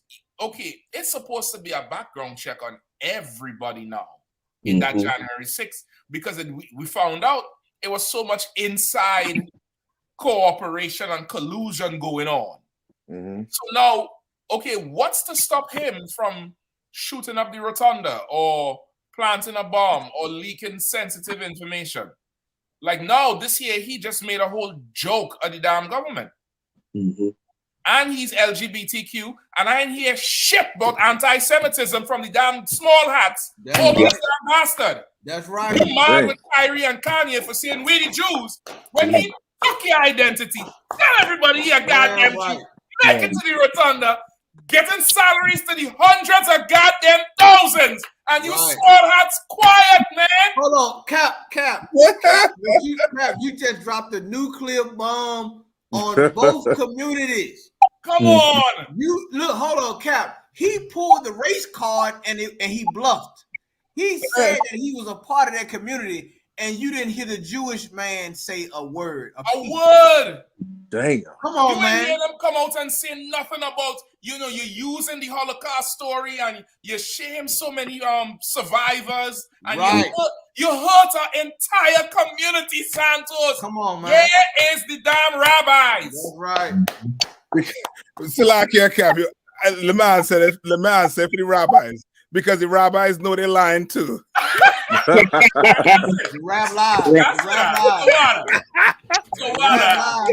The rabbis and them know they're lying too. So, well, one slip through the crack. You know what I mean? Give him a pass. Yeah. L'chaim. Good night. L'chaim, La'ain. That's who he is. Right. I just wanted to bring that one up because I didn't hear too much people talk about this shit.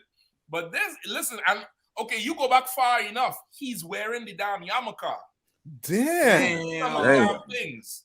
Hey, Cap, hold up. Hey, if I can talk about cultural appropriation now, if everybody, and that's funny, everybody can identify with who they want to be or pretend to be, but we can't identify with being God's chosen people.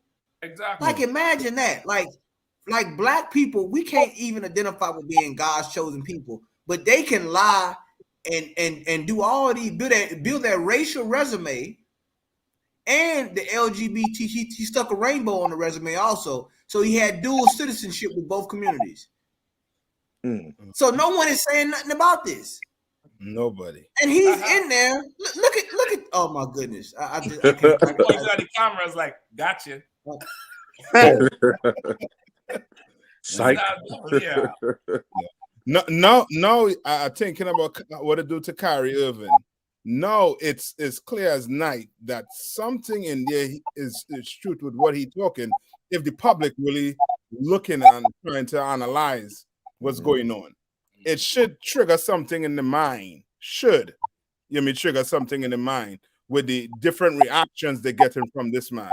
This man claimed that he was a Jewish American. He was part of the LGBT, community, whatever. Holocaust. Yeah, Holocaust. And nobody come out and say, well, he has to apologize for all of this. He has to pay this amount of money before he comes back on the floor. He has to do this, that, the other. Nothing. Listen, but you share carry over share a movie about Negroes to Hebrews to Negroes. Right. And now he has to apologize. Come on, civilians. Right. Come on, right. I don't know about y'all, but I'm going to redo my resume tonight. Hey, look, hold on. Hey, clap the shop. Hey, I'm about to work for NASA by the morning. In the morning, Listen, I'm gonna be working for NASA. Listen, I did 2 tours. I graduated cum sum laude from Harvard. Right. You know what I mean? I'm about to review this resume, Akim. You forget playing the lotto. I'm going to write my own goddamn check. That's it. I'm going to go up in that interview like, blow out my hair like Cornel West and get one of them glasses like how Santos had. You see, he got the glasses. You know, the glasses that speak intelligence to the fools. Right. You get the point? He pull up I in mean, that he thing. got the Where's Waldo glasses. Like now you see me, now you don't. Like this like this is ridiculous. Brother, He a whole different guy when he got the glasses on. Listen, he take them off, he's somebody else. Elon Musk, listen, my resume said I started Tesla. What you see by any morning? It's like it too, sir. And if I may, sir, it's almost like this devil knew exactly which groups to choose to perpetrate in order for nobody to question them, or in order for anybody to now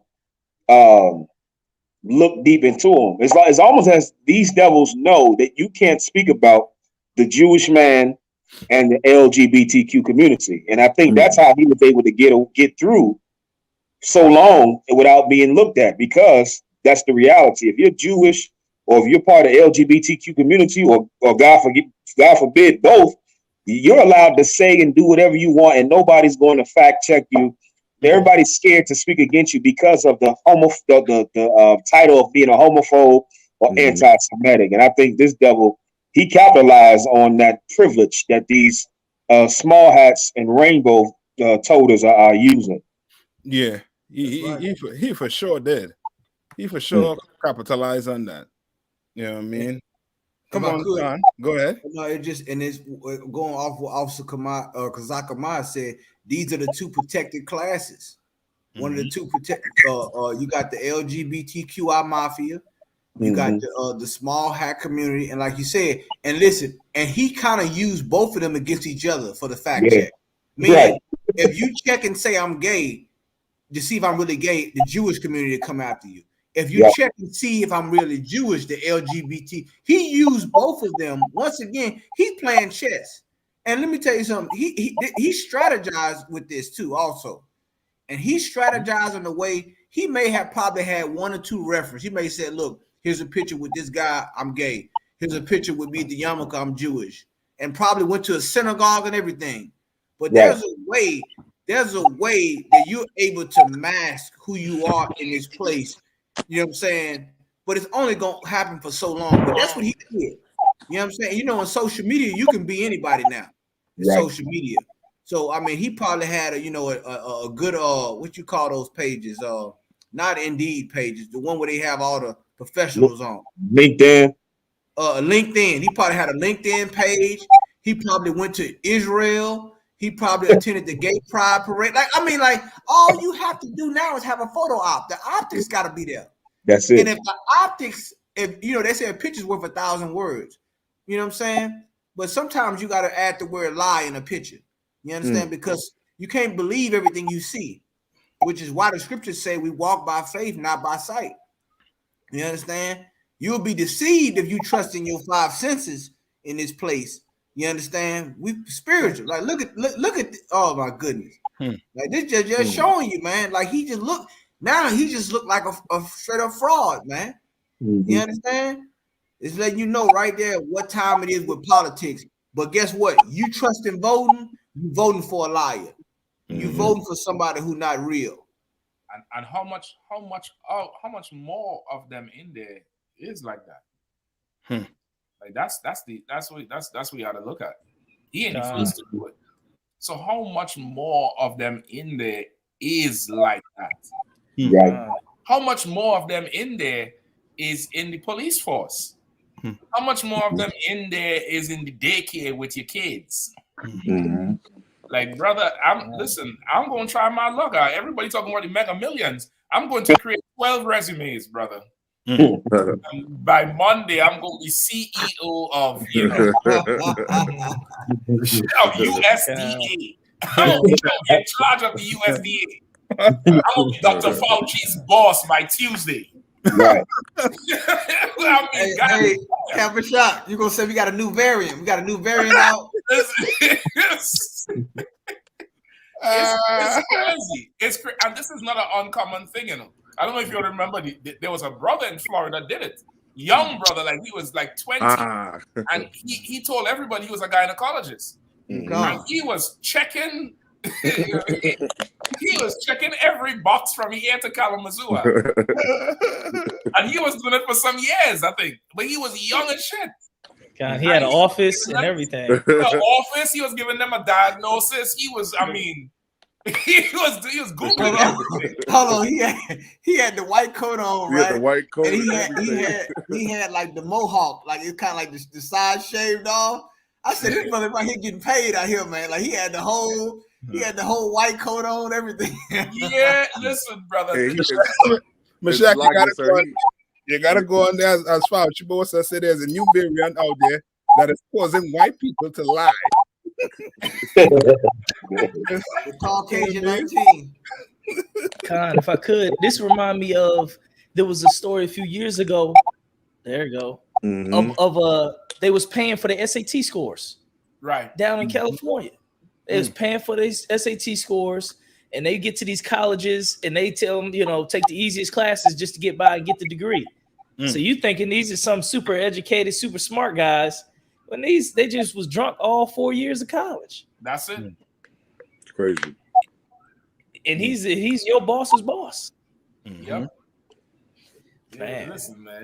Listen. House of Cards. House of Cards, boy. But listen, I'm gonna try my luck. I'm telling you, I ain't playing. I'm gonna redo that resume, boy. That dude was really doing politics. He was politicking. Yeah, he was into it.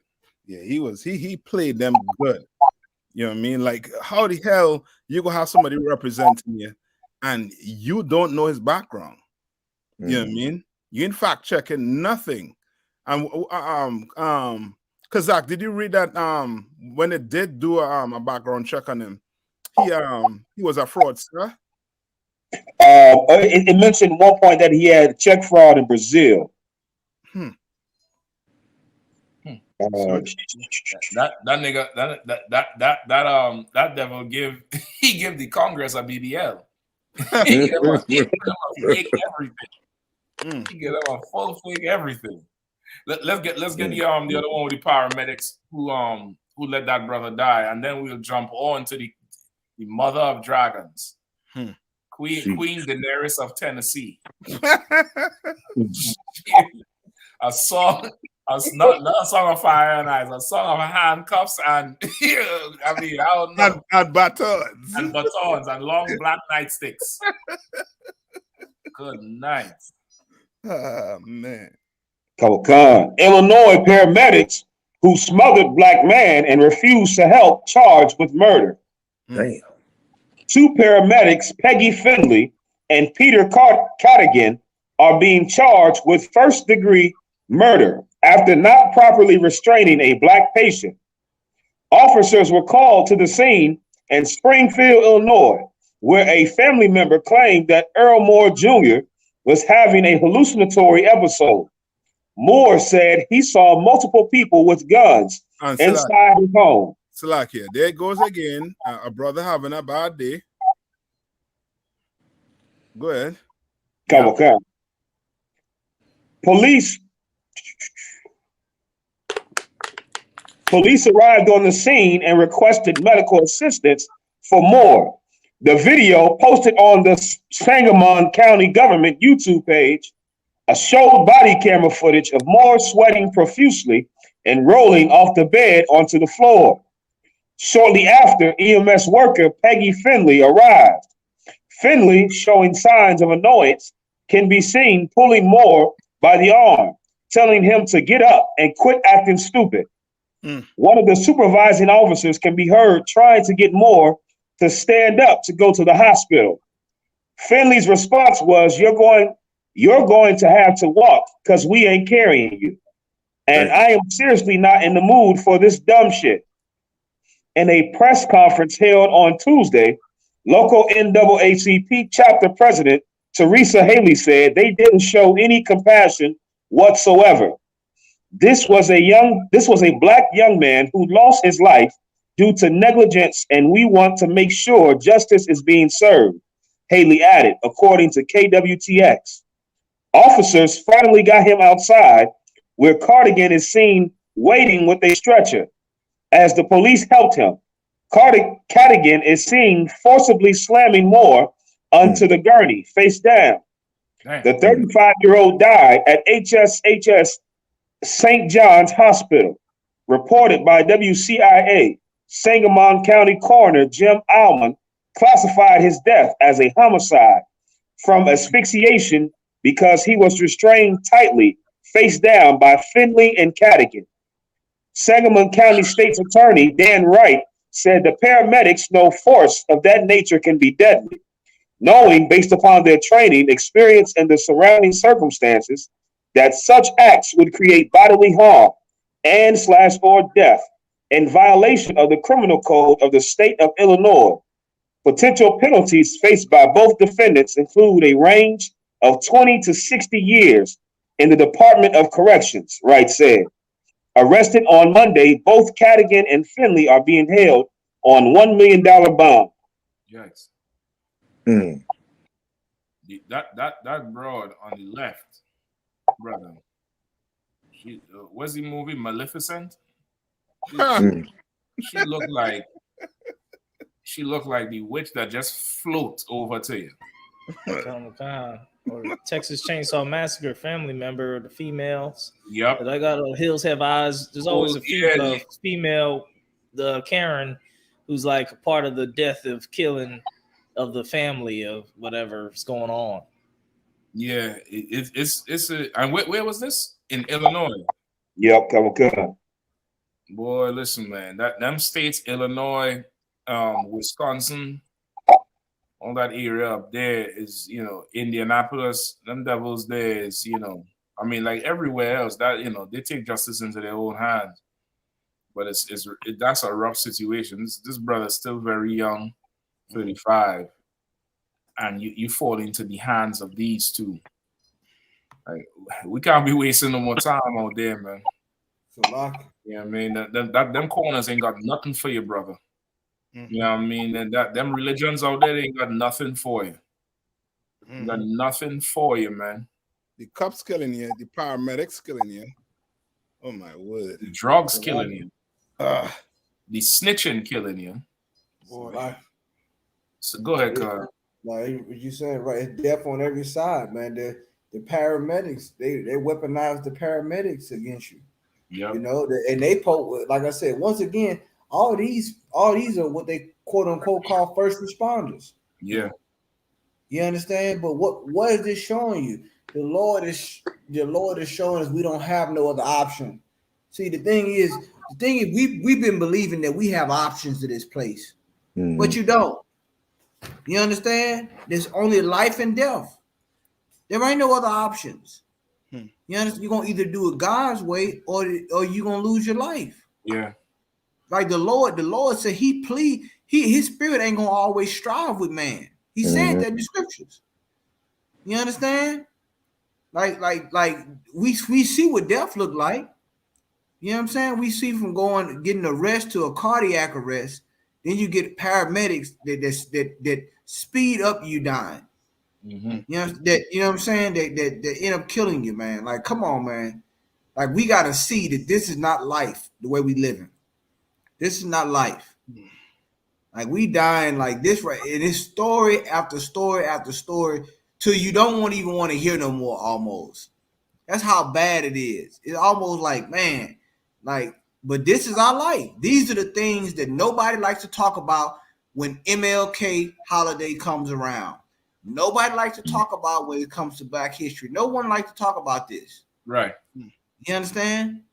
They don't want to have these conversations. The Cap, it's like you said, like how much more has to happen to us before we realize that these people hate us. They absolutely hate us. Yes, I mean, damn. If I'm sick and this bitch jump out the ambulance, it's all right. Wrong house. Wrong house, bro. I could be bleeding out of, a hole, a 5-inch hole in my chest. She jump out. Wrong house, woman. You know it's that too for them to put you on one of them, what do you call it, a gurney, strap you down, face down, and you stifle to death. Yo, them is some evil bastards, boy. Listen, Them is some heartless monsters, boy. Jeez. I'm gonna go one further with you. They're the same ones who murdered that 13-year-old boy in DC. It's the same motivation of, I'm tired of these niggas and their shit. That's what this is about. They're the same cops that murdered that brother, Keenan Anderson, in LA. When you see that out of protocol type behavior against people randomly like that, it's I'm just tired of these people. Yeah. The empire has moved from oppressing the slaves to oppressing their own people. And their own people don't look at the empire like the empire is the reason. Some of them, that's why they stormed the capital. But even the motivation of storming the capital comes from the same thing of, is these black and brown people in here? If they weren't in here, there would be more money to go around. Yeah. You're a drain on the economy, you're this, you're that. So some devil lying about being a senator, that's not a problem. But this brother here, who needed some help, he's the problem. He got to go. Don't waste no drugs on him. Don't worry about it. Kill him before he gets to the ER. But we a hate group. Not Nurse Jackie. Not Nurse Jackie over here. She ain't a hate group. It's a lot, good sir. If I could, look how far that politician got before it kind of bit him in the ass. And just look how long it takes, or really not how long it takes, but look how what kind of time it takes for a brother to just get killed in the street. Like it takes no time. Right. Right. Yeah, it's we in a bad place here, boy. Yeah. Absolutely bad place here.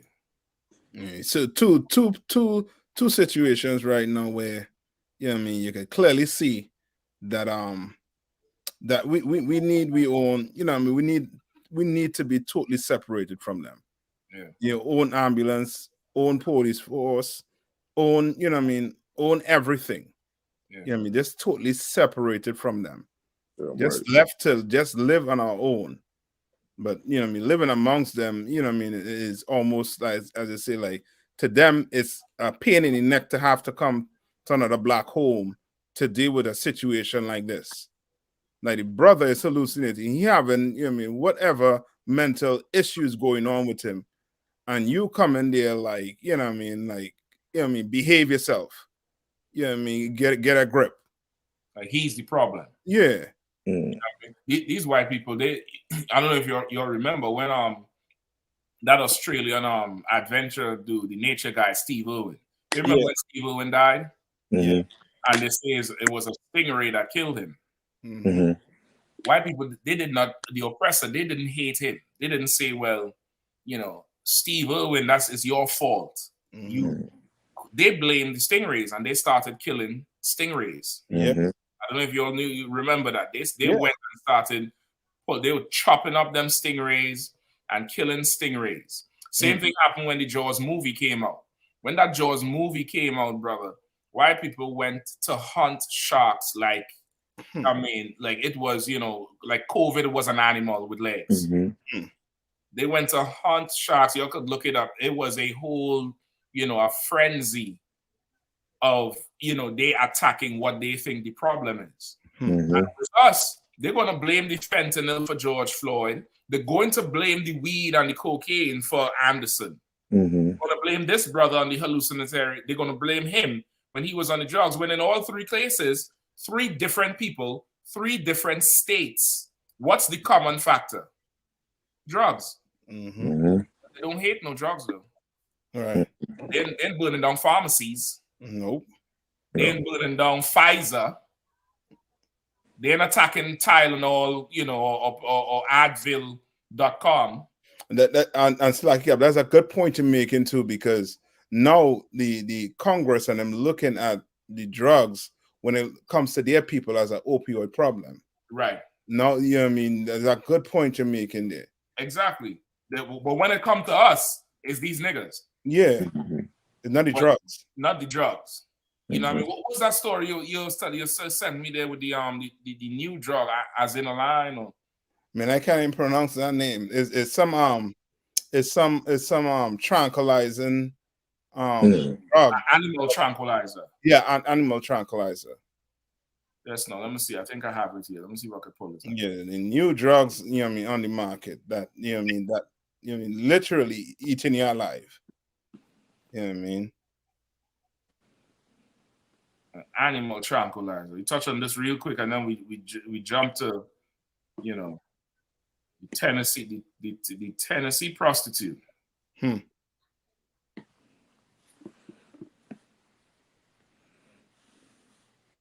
Hold on. Still out here. Slack, can you hear me, sir? Yeah.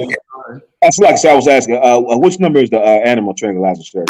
No, this was something that Slack sent me this morning. This was on the list. Oh, Slack, sir. Kind. It's a video. They call it the zombie drug. You know, but then CNN ain't covering this type of stuff. No, they ain't doing that, and it's sounding very serious. You know what I mean? Like you get hooked on that, you are going to die. You know what I mean? They say this one's super serious because it leaves you vulnerable for so long. Or its polarization, an opioid kind of crisis that's gripping America. I'm not talking about the gun menace in the country or its polarization. An opioid epidemic in the United States is only getting worse. And at the heart of this horror story lies an animal tranquilizer. It is called xylazine.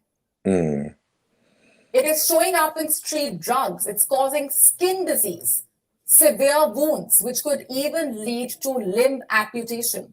And it is leaving law enforcement agencies puzzled. First things first, what is xylazine? The animal tranquilizer is known by street names like Tranq, a zombie drug.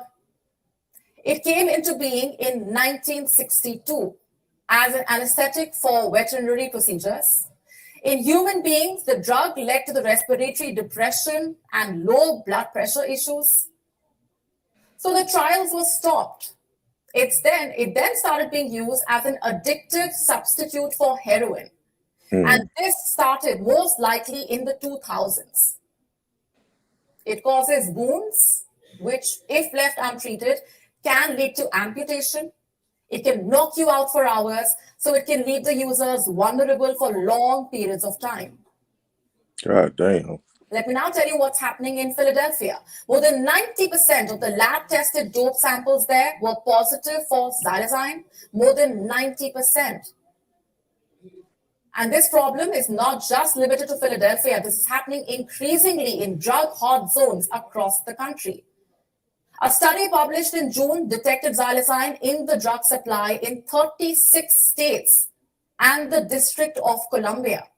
In New York City, xylazine has been found in 25% of the drug samples. The zombie drug is causing horror across America. And how exactly? The animal sedative is being mixed with fentanyl. Fentanyl is a synthetic opioid. It was originally developed as a painkiller for surgery. It has a specific chemical structure with multiple areas that can be modified, often illicitly, and it is being used to bulk up supplies of illicit fentanyl, worsening its impact. Basically, the dangerous sedative is infiltrating the country's illicit drug supply, being found in substances like fentanyl. And this highlights how dangerous the drug supply has really become. At this point, like Algernon Mayak always used to say, you see what drugs did to Pookie in the 90s. You still try and crack today or heroin today or something today, something's wrong. However, with the oppression that we under, brother, it's very hard not to. It's we really between the rocks and the hard place. And the rocks are talking about is drugs. We literally between that right now. It's bad. It's bad to be black in America. So, go ahead. I was gonna say, Colonel Khan, what you're saying is 100% correct. Shout out to the I.S.U.P.K. Our medic department is starting a level 2 training on mental illnesses. So all the brothers who are the medics will be learning all the mental illnesses, the PTSDs, the traumas, the stress, the depressions, the schizophrenia, all of that. And one of the main, I looked up depression and the connection to marijuana. And depression can come by, if you're like in a dead end job and you don't have no hope, extreme stress, or don't have a clear, bright vision for your future. It can cause depression. And one of the main things that marijuana does for your body is it is some type of combat for depression in the world, in a worldly sense. You know what I mean? Obviously, the Lord is the truth, because the marijuana will worsen the depression over time. But it has certain things like when it comes to your appetite, the depression could make you lose appetite. The marijuana could help with the appetite. The certain inhibitors where you don't feel joy of life, the marijuana opens those up. So it's like a lot of the main ills and mental ills our people are facing. Without the Lord in the flesh, you turn to drugs. You turn to drugs, exactly. Like it's damn near like it's like that by design, damn near. It's like they do that, and of course, you know the history of that whole thing where they with Rome, where they would get the soldiers returning from war hooked on drugs and what they call it, mind altering substances to take away a certain amount of drive and to dull certain receptors because of the threat they would see from, them coming back being trained, organized killing machines. And it became cultural. It became a cultural thing. You know what I mean? Go ahead. I believe they did that with LSD. Yep. LSD. Yep. It came back from the war. You know what I mean? So like we really stuck between a rock and a hard place, and them rocks is them drugs, and the hard place is the oppression. Like without, like what Captain Kappa saying, without the UPK, those are really your only two choices. You don't even know that there's another option on the paper. You know what I mean? You don't even know it, but we gonna make sure you know it. You know what I mean? Like this time here, this is not the time to be playing around with no drugs, man. This is not the time for that. And like I say, COVID was such a blessing to live through, and this is why. And this is not a stab at anybody who lost people in COVID and stuff like that. But we got to see for a second behind some of the curtains of the empire. You got to see what your children was learning in school. You got to see who you was married to. You got to see, how this place really could function without you being on the roads every day. And because of that, now you pay attention more to what your children are looking at and listening to. You can steer them away from this road that's being put in front of them. And the road that's being put in front of them is, almost like being a drug addict is an alternative lifestyle. Like that's really what it is now. It's like I choose to be a hippie. That's just who I am. I need these things to survive. Blah blah blah blah blah. When you could structure life, you know what I mean, that could be more fulfilling. And you wouldn't need that option. Go ahead. And if I could say one more thing, when I was in high school, I was trying to find some more pamphlets and information dealing with knowledge of marijuana, because I used to smoke it, but then I would not smoke it. And so I was trying to help our people in my high school, help the other students learn about marijuana, but not to make them smoke it, to show the bad effects of it. Right. And that was one of the hardest things to do.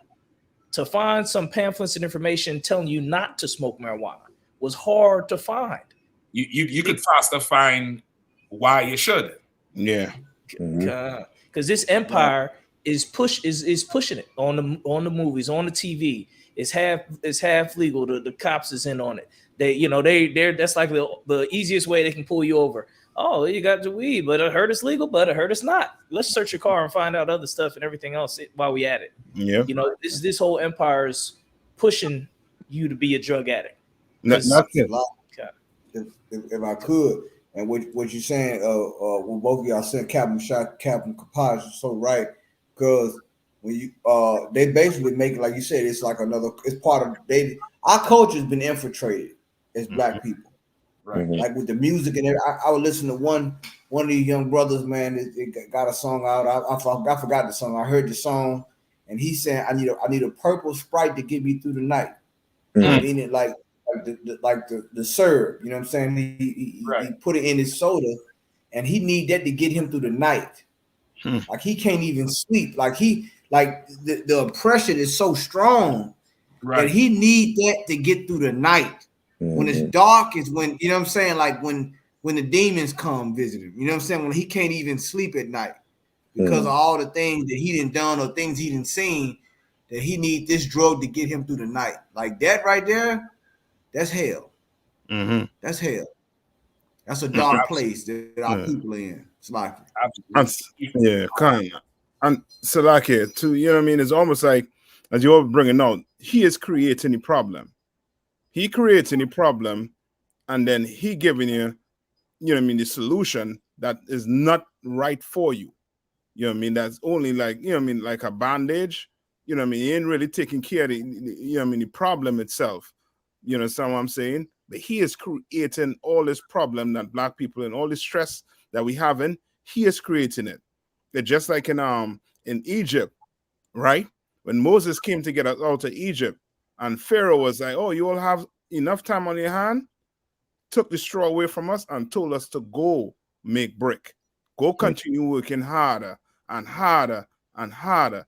So now a black man, he don't have the time, or you know what I mean, or as blacks or Hispanics and Native Indians, we don't have the time to sit down and really analyze what's going on in our lives. You know what I mean? What's the problem? You understand? So guess what? You smoke some weed, you do some drugs. You understand what I'm saying? You choose the easy way out. You understand? And your oppressor, he knows it because he's creating the problem. Exactly. You know what I mean?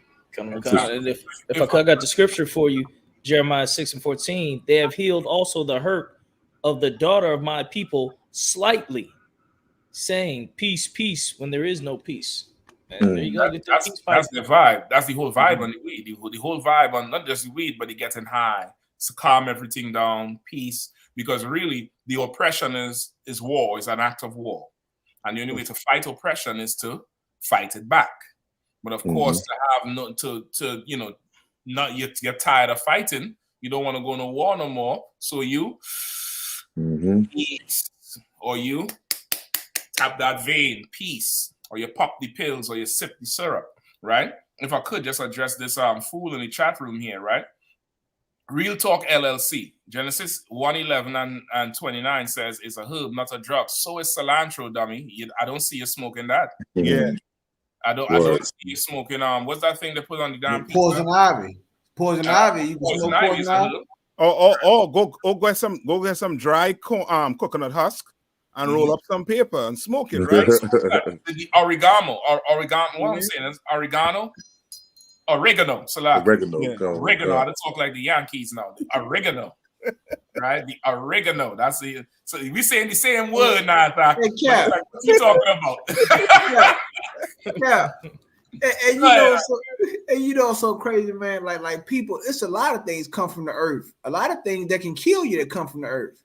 Right. You understand? You got everything come. A lot of things come from the earth. You understand? But everything ain't for to be used and smoked. You understand? And not to be put in your body. You got things in rain. You got things in the rainforest that will put you down. One prick of it will put you down, put you out of here, send you to the spiritual world, and not come back. A one-way trip. You understand? Everything ain't supposed to be. You know what I'm saying? A lot of you drug users and trying to find a way where you can just use drugs and let me tell you like this too. Also to this, it's a big misconception. Black people don't do drugs recreationally. That your oppressor does drugs recreationally. Exactly. You're doing it to self-medicate the oppression that you under. That's it. White people, they do drugs for recreational use. You doing it to try to get your mind out of this reality that you in, this oppression. So don't fool yourself with that. Exactly. And also too, like why would you try to like harp on a product that you know that your brothers and them in prison for and being killed over. Why even try to push that? You know what I mean? But it's what it is with people like this, because okay, look at what he said. He said the white man say it's a drug and you're all agreeing with Esau. Like this, I understand this argument, and I don't even get angry with it no more. All I ask is that people like this just pay your tithes and let the warriors fight. That's it. You don't have to do this thing, and you don't have to feel less of a man or less of a woman because you can't fight. Right? Like you saying we agreeing with Esau, we agreeing with God, Negro. That's right. We agreeing with God. And we absolutely agree that marijuana is a herb to be used how it's supposed to be used. Not so you get high. Listen, paint is used to go on walls. Glue is used to stick tiles down. Black people find a way to get high on it. Damn word. Exactly. And it's the same thing Captain Kahan saying. This is not recreational. This is an escape any way you can. You know what your life got to be to escape through a goddamn tin of glue? Where you walking around sniffing this goddamn glue, the fumes, just to get high? And then this idiot gonna come and talk about, you know, this, that. You're simple, you're dumb. You're not smart. You're not smart. And really, you're not built to fight anything. That's why you're fighting for a plant. You're talking about being slave to, you know, Esau and his technology. You are a slave to a goddamn plant that I could light fire and burn it. I could burn your God. I could burn that thing that makes you feel good. And I don't need it. Damn right. Save the fighting for the men who could handle it and the women who could handle it. So like, Cap, if I could, the scriptures say that they worship the creature more than the creator. Right. And the thing about it is this: you not, you know, the gardening and green. Look, you not smoking. You smoking genetically modified weed, okay? You're not smoking no non-G. Even if you were, these things have so many chemicals in it now, so much fentanyl. What are you gonna say about all the people who died? You know what I'm saying, smoking weed when it was laced with something. What do you got to say about that? What do you got to say about all the people? The weed is a gateway drug. What's the girl that just died the other day that found her on her porch? The rapper who everybody talking about? That was Gangsta Boo. How she died? How she died? I think it was drugs. I don't know what kind of drugs it was, but it was drugs though. Okay, I thought it was Esau. I thought it was what it say the technology or you know. I thought it was us agreeing with Esau that killed her. I could have sworn it was that. I could have sworn it was that. Right. And if I could, go ahead. So like I was just going to say, and you know, I mean, garlic is used to, you know, I mean, for a lot of things to, you know, to heal you with. It's a herb. Yeah, it's a herb, but you don't smoke garlic. Right. Ain't no garlic dispensaries. Yeah, come on. And they don't even know, Salaki. Go ahead. They don't even know what these herbs. They don't know. They don't know. The Lord haven't given them the right knowledge to what all these herbs are used for. You know how many plants it is on the earth? General Q always talk about it all the time. All different types of plants and different things that have different types of chemicals in it. You don't know what these things are used for. You experimenting. That's what the hell you doing. And you listening to Esau on what Esau's propaganda, not us. That's it, Kahan. That's the real truth. Esau. That's it. Because Esau is the one that pushing that what they're pushing about marijuana is this type of herb, this, that. Why only zoning in marijuana? There's so many other different herbs that have, you know what I mean, maybe the same effect marijuana would have also too. But you choose to zone in on marijuana because your oppressor is zoning in on marijuana. The oppressor is making money now on selling marijuana. That's why you're zoning in on it. You know what I mean? If your oppressor was zoning in on garlic and corn and whatever, you'll be doing the same thing too. Yep. You'll be growing corn. That corn on selling on we call it Wall Street. You know what I mean? Go get a corn farm. You know what I mean? Go plant corn, grow corn, and make money. Yeah, there's simple. That's right. There's simple beyond simple, and it's an argument to just be a drug addict. That's it. You're being an addict. That's all it is. It's you're just an addict. That's all. And you could go ahead being an addict, brother or sister or whatever the hell you are. Something LLC, Real Talk LLC. Go ahead and be that addict. You have full permission to go ahead and do it. However, the fighting on the field, we'll do it. We'll do it. We'll do it for you. We'll create a kingdom where you will not be oppressed anymore, where you wouldn't have to go get high anymore. That's all. We'll just do it for you, brother, because we love our people, and we don't want our people to have that horrible choice of being oppressed and getting high. So we'll go build a place where there's no oppression, so there's no need for you to get high.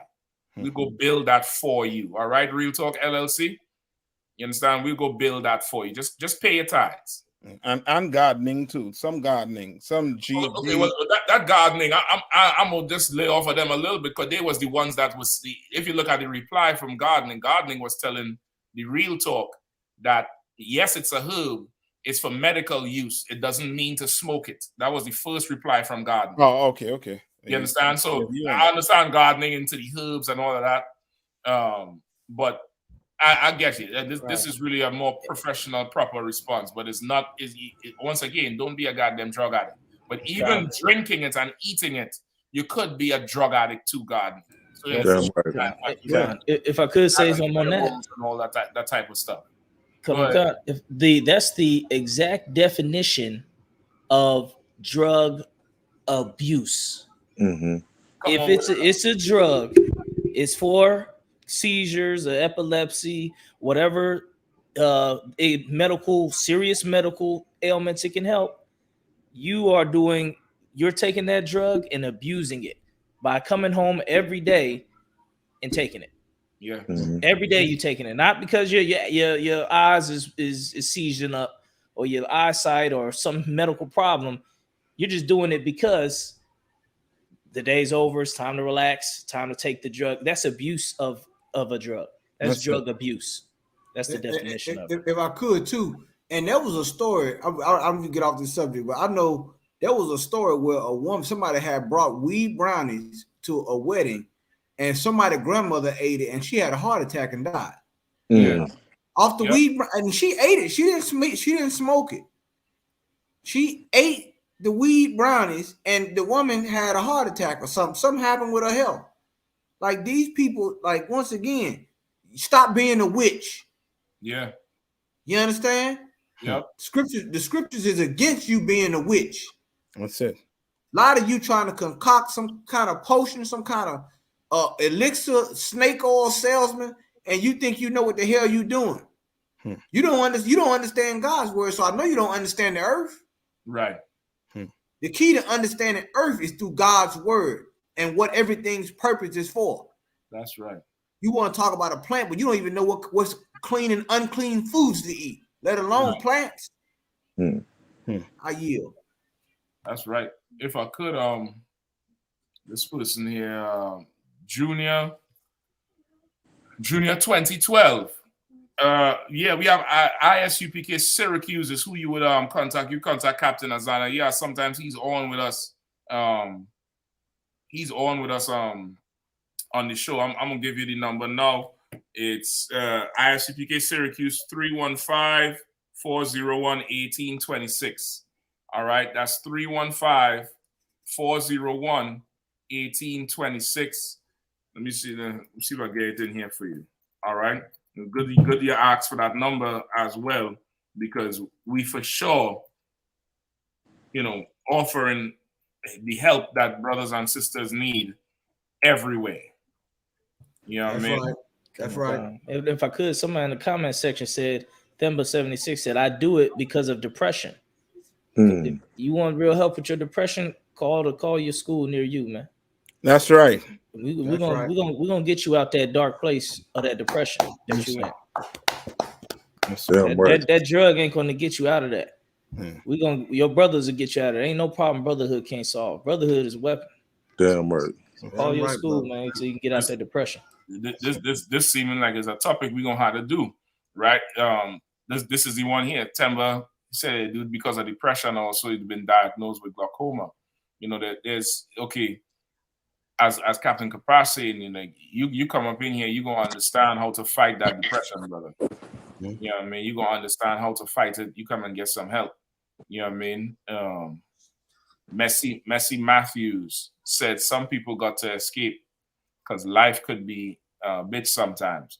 Messi Matthews, I totally understand you. You know, the UPK is the escape though. That's it. The UPK. You want to escape the Matrix, brother? The UPK is that, you know, that telephone that ring in that movie and everybody disappear and go somewhere else.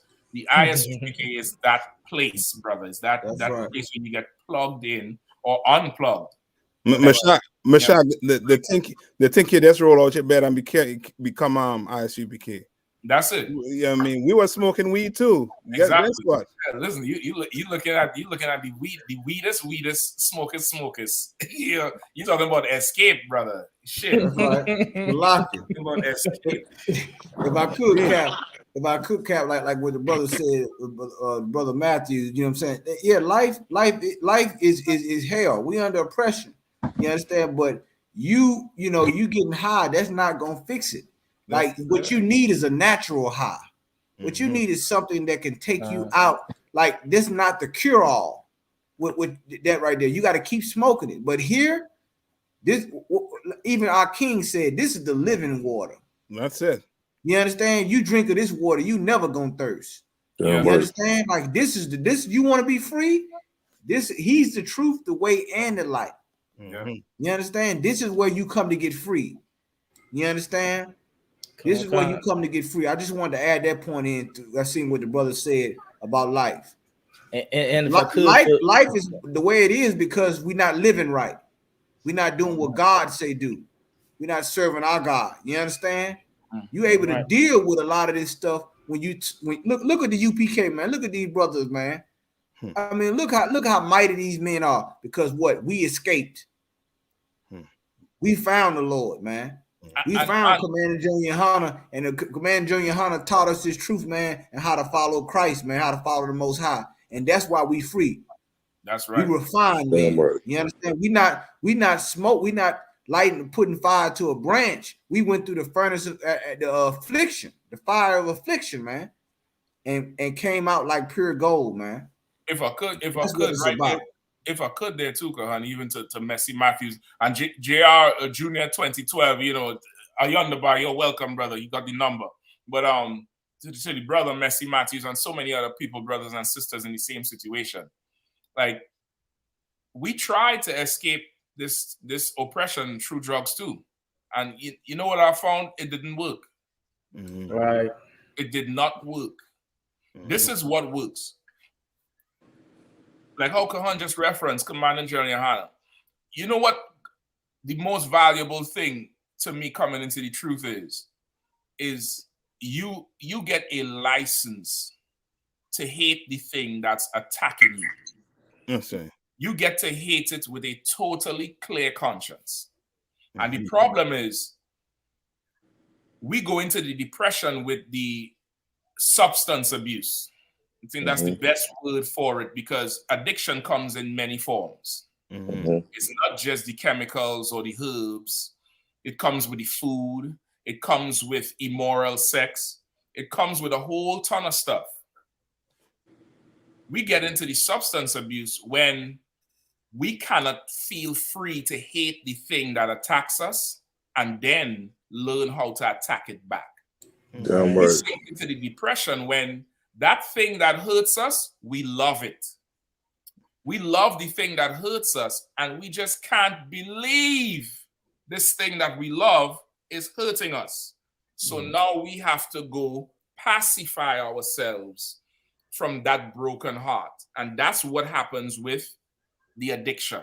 You're really pacifying yourself over a hurt when you should get blood hot mad, angry at the hurt, angry at the oppression without feeling guilt, which is why Christianity is the worst drug of all, because it tells you to love everybody. It tells you you have to love everybody and you don't have to love nothing. Our old people say the only thing I have to do is stay black and die. That's right. So now you get the license to hate what's hurting you, and then you get taught how to go to war with what's hurting you, brother. That's it. You ain't got time to get high at that point. Mm-hmm. You ain't got time for that, brother. You're going to really now, you're going to be given an outlet, a healthy outlet for what's bothering you.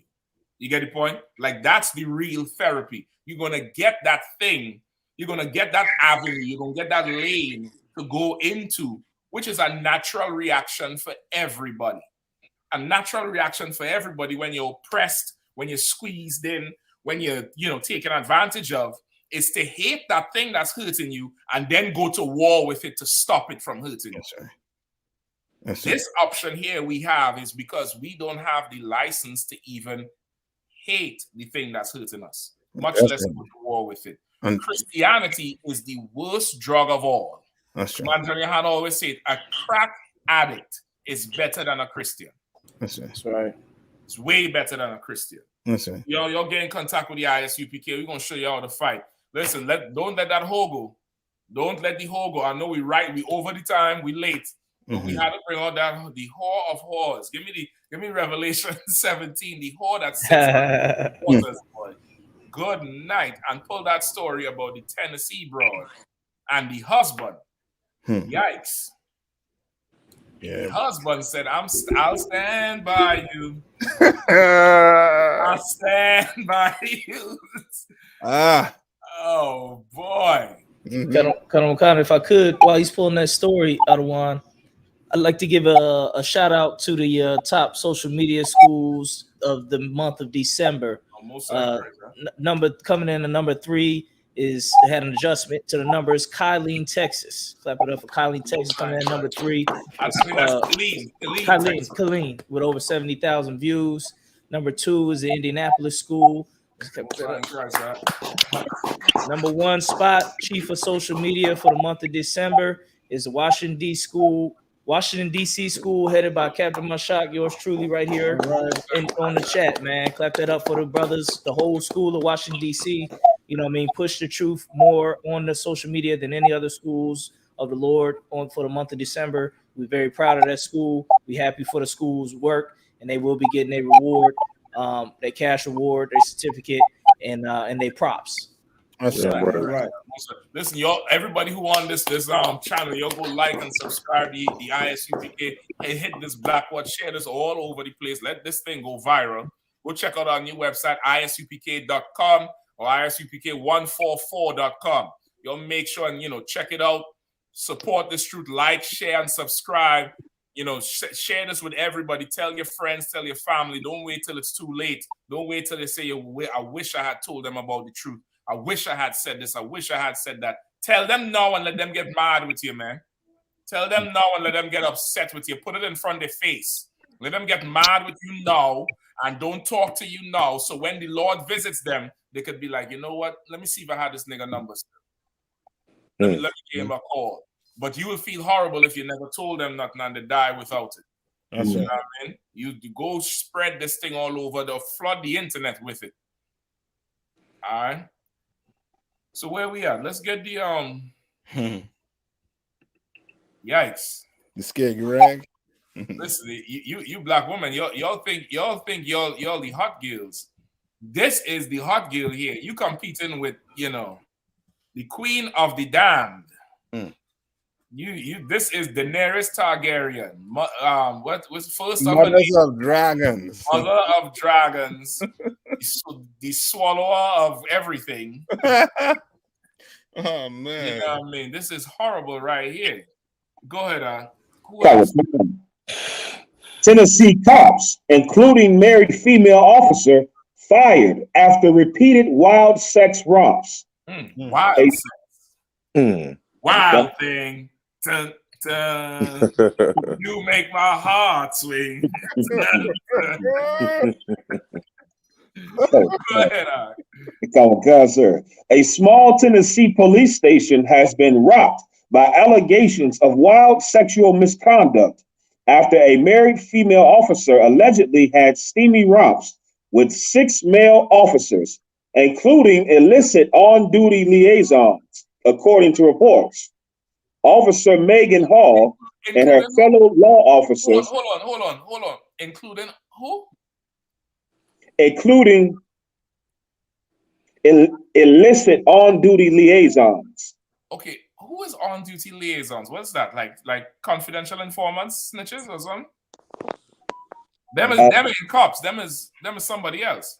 No, I think they're trying to describe a nasty act in a nice way. On duty. No, read it again. After a small Tennessee police station has been rocked by allegations of wild sexual misconduct after a married female officer allegedly had steamy romps with 6 male officers, including illicit on-duty liaisons, according to reports. Oh, I see what you're saying. They're trying to make it sound nice. Yeah, what I'm saying, they're trying to paint that. They're trying to paint that nice. She was, you know what I mean? She was, yeah. If listen, and this to prove to you, if they ain't busy murdering you, they abusing themselves with mankind. You hear them say they had wild sex. Now, this is another form of addiction. Wild sex. Like, she is already married. Her husband is a cop. That's the picture we just showed before with the guy in the damn beige shit. That's her husband. She was working in some fast food restaurant or some shit before and left to become a cop in 2021. So like, I think she's working at Walgreens. She was working at oh boy. She was working in the pharmacy with the drugs. I'm sure I'm sure she dispensing more than pills there. It's a lot. She's a dispenser. if I could, Captain Shot. Go ahead. Like this right here, like, and you notice it's some brothers in this picture. And I could just think about the story we covered earlier about the brother being tasered and things like that. But let us find out that this is the reason that you hate Black Lives Matter or you hate any black organization that come up against police brutality. Let us find out that sex is the reason why. Let us find out, because the scripture say this. The scripture said that they would turn, if we deal with their women, that they would turn our heart away from the Lord. That's right. And then not only that, like, you gotta understand, a lot of these men, and let me tell you, she gonna get another job. Trust me, she's going to get hired at the next police department. Make no mistake about it. You understand? They looking for her right now. They say, okay, you got a job for you over here right now. But at the same time, these brothers' careers, they destroyed. You understand? Like, this is a scandal, and a lot of their marriages that they had is gonna be destroyed too behind this whole scandal. Rightfully so. And I mean, look at this gusher head. What was them things on Willy Wonka chocolate, the Oompa Loompa? This is a Oompa Loompa. You know what I'm saying? I mean, she sucked that department dry of all integrity they have there in Tennessee. And I want to know her arrest record. Did she arrest any black men? Look, now is the time we need to do a investigation. How many black men were put in handcuffs, illegally searched, all these things, because she had, I mean, this right here, it was just shameful, but it goes on in the police department. And I guess this is when they say back to blue, what they mean, back in the blue, because they had a time with this devil. And and notice this, out of all the things that they could reveal in that police department, this is the one thing they reveal. They didn't talk about any police conduct, racial conduct, none of that. Well, if I could, we only know about it because the bald head one on the bottom was beating his wife. Him and his wife got into it, and he beat her ass, and she blew the whole thing wide open because it was having threesomes with this damn thing here. God damn. She wasn't just having sex with the officers; she was having sex with them and their woman. And hey, Cap, and this is the thing. And if she probably didn't want him to go, See, women know they knew that she probably was a hoe. They knew that was a hoe. You know what I'm saying? They didn't want her to go to them damn parties with them police officers, man. They knew she was buck wild. The whole neighborhood probably knew that she was buck wild. I mean, and she was a new police officer, and she pulled rank over all of them by being on all fours. I mean, come on, man. Listen. We got to talk about this tonight, man. It's an MLK weekend. We got to talk about integration. This is integration 101. It's the dream. It's the dream. It's the dream. It's the I'm effing you for God tonight. I ain't a nigga tonight. This is what he's seen. He said he's seen a black man and a white woman holding hands. Right. Making love. Hey, Cap, look. Only in this case, she wasn't holding their hand, if you know what I mean. She was holding something else. And she bragged in the story. She bragged. She said his big black. She was in a police meeting and bragging about the sexual escapade, saying, "Yes, I held his big black. You know what?" Wow. Like this officer Hershey, she didn't care about none of this. She openly said this in front of the police department. So let you know the immorality that goes on in the police department and why is God letting this come out? Because he wants to shame them for all the evil they've been doing against Israel. Yes. and guess what? After all of that, her husband got a promotion. Come on, man. They had to help him out like that. If they don't give him a promotion, he gonna kill and arrest and tase every black man he sees.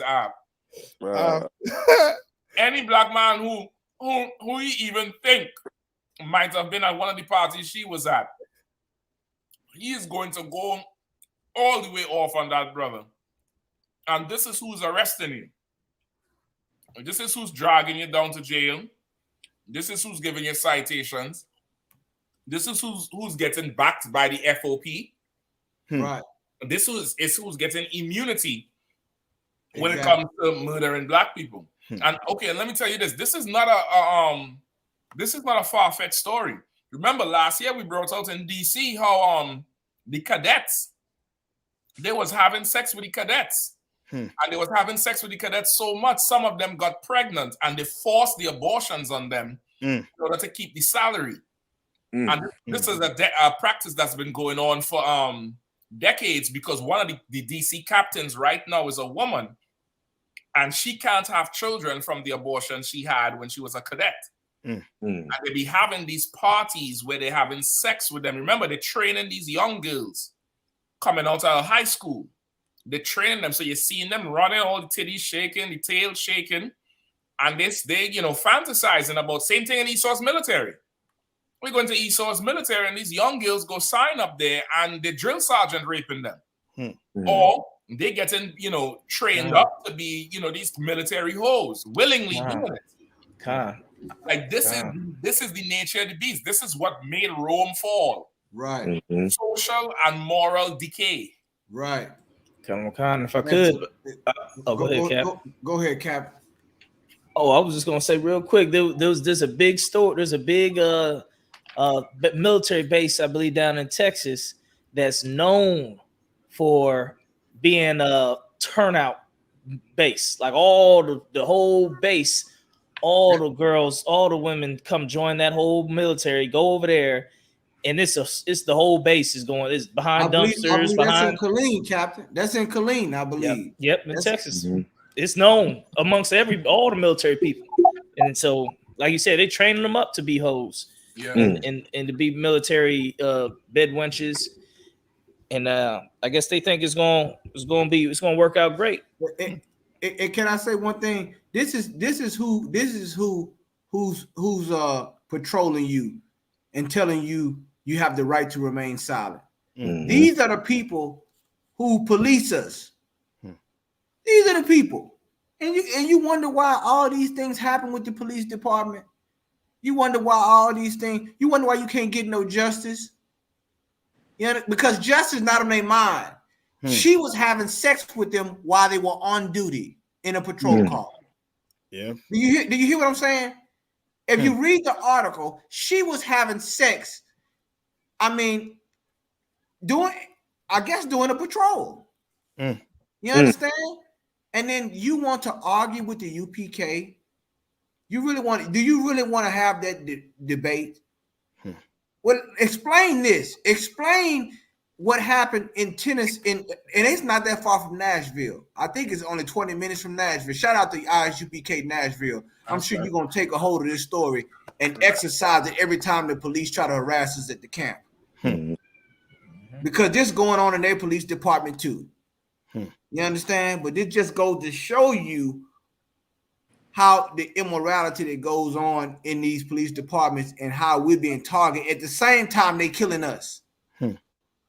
At the same, look at this right here, man. I can't just get okay. God damn. I mean, this is what you arrested all for. And Captain Shock, one of them was a detective. Look, I mean, like a lot of them, some of them been on that force, I want to say for at least 20 some years, 15 years. And like this right, but like I said, that look, she's going to get another job. Brother, okay, they're going to make an example out of her. But no matter where she goes, she got power. Exactly. She got her power wherever she go. And Salakia, Mashak, and you, I would not be shocked if that husband put her up to all of that. Go in there. He looked and just do it. I need to be deputy. Right. At the end of the month, I need to be a deputy. He looked you like go in there and do what you got to do.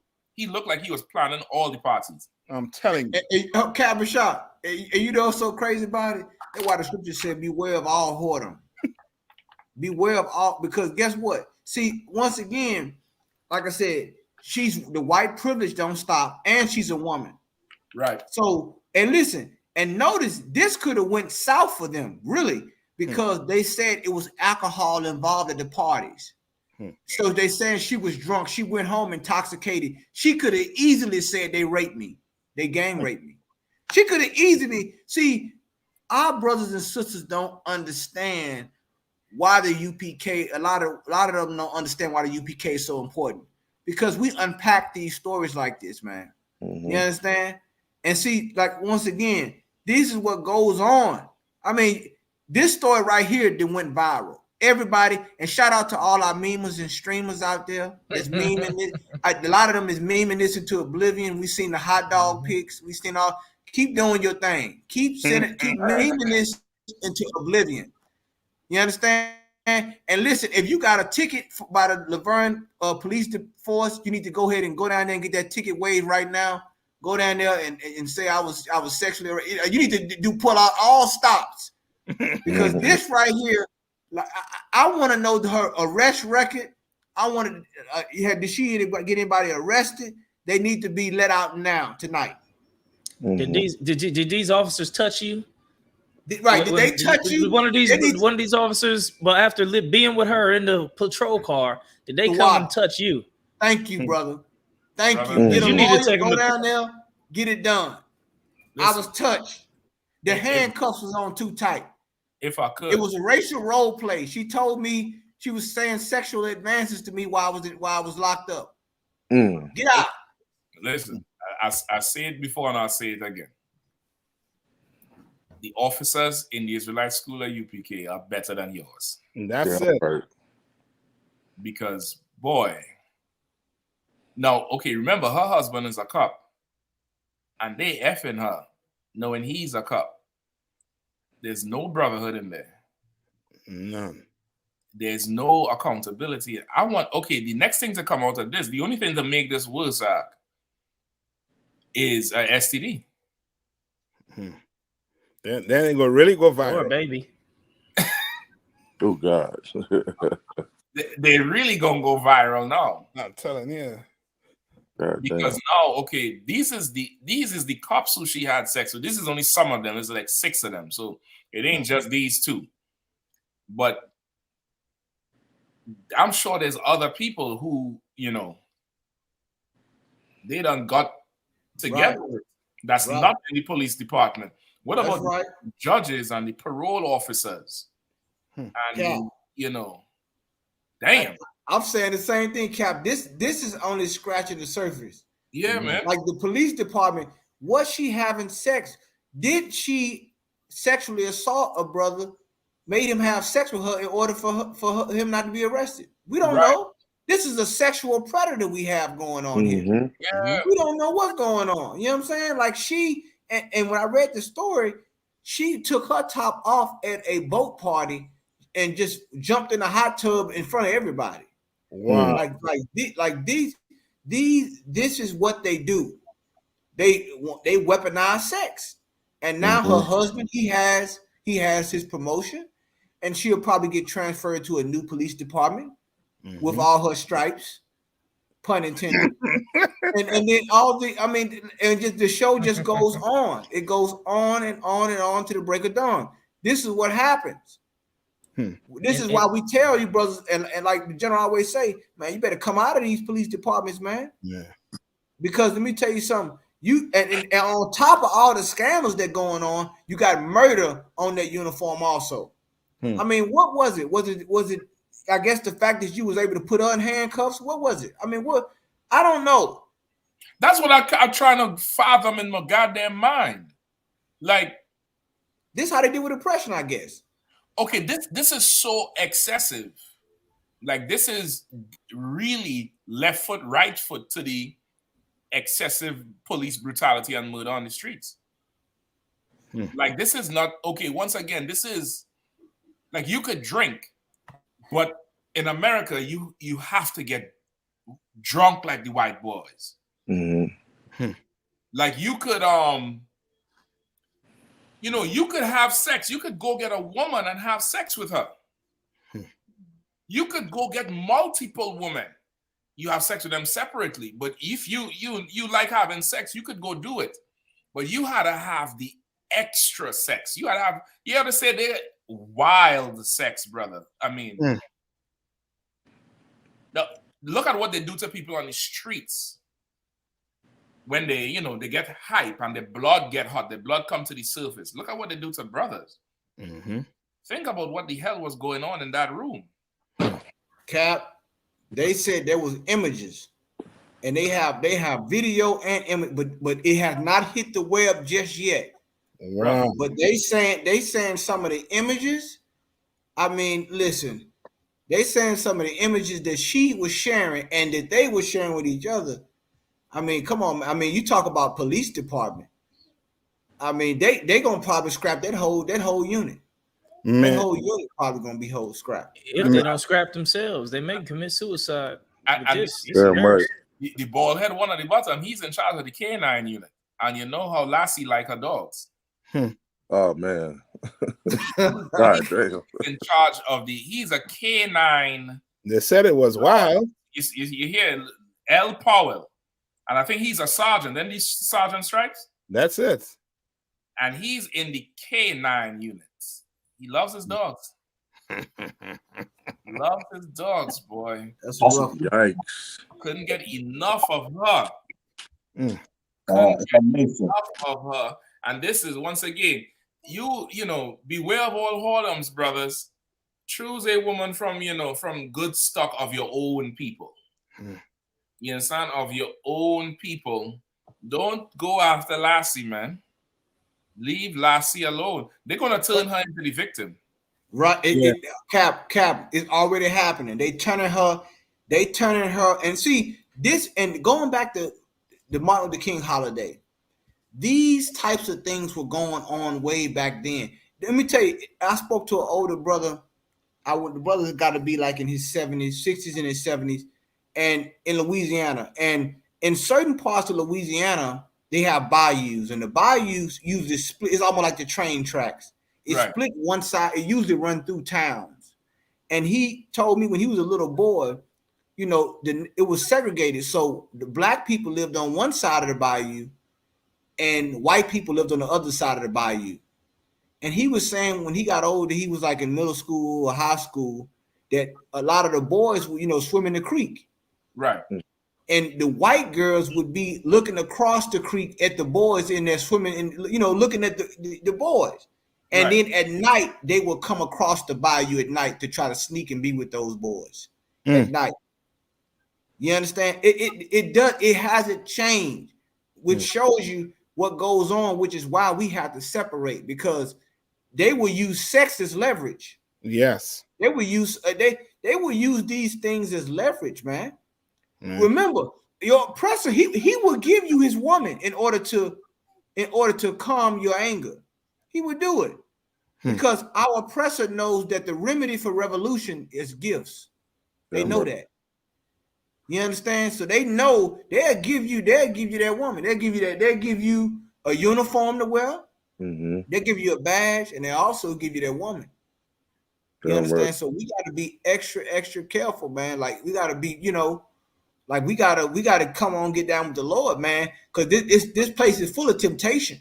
It's full of temptation, man. You understand? I would not be shocked if she was using her to recruit other men to come to that station. I will not be shocked if she was using her to recruit people. Brother. Them men in charge of them places, they're getting creative. They're getting real creative in trying to build the force up. You know what I mean? If I could, something in the buttermilk ain't clean with this one. That's a saying, down south saying that my ribs said her grandmama used to say. Something with this one, this lady right here, something in the buttermilk ain't clean. And for them brothers, this is for all you brothers, man. If you go to a job and there's some woman who throwing themselves at you, don't take the bait. Don't take it. Because these cats need to be on suicide watch. Because your face, your name, your rep is all over town, is all over the internet for this right here. They gonna, how you gonna walk? How you gonna hold your head high when you go places? How you gonna hold your head high? Everybody gonna be looking at you, thinking, talking about you. Yeah, I heard this and said did this, did that. Yeah, watch them guys. You know what I mean? Because they're gonna be feeling sick of what they did. It's like how all the demons do. They get you into lust, and then you feel sick and shame for following the lust and following the demon. And they trust me, you don't want to be in that position, black man. It's Salagia, sir. It just to add, come on, sir, Salagia. Just to add that devil, the woman, she ain't gonna feel shameless about nothing.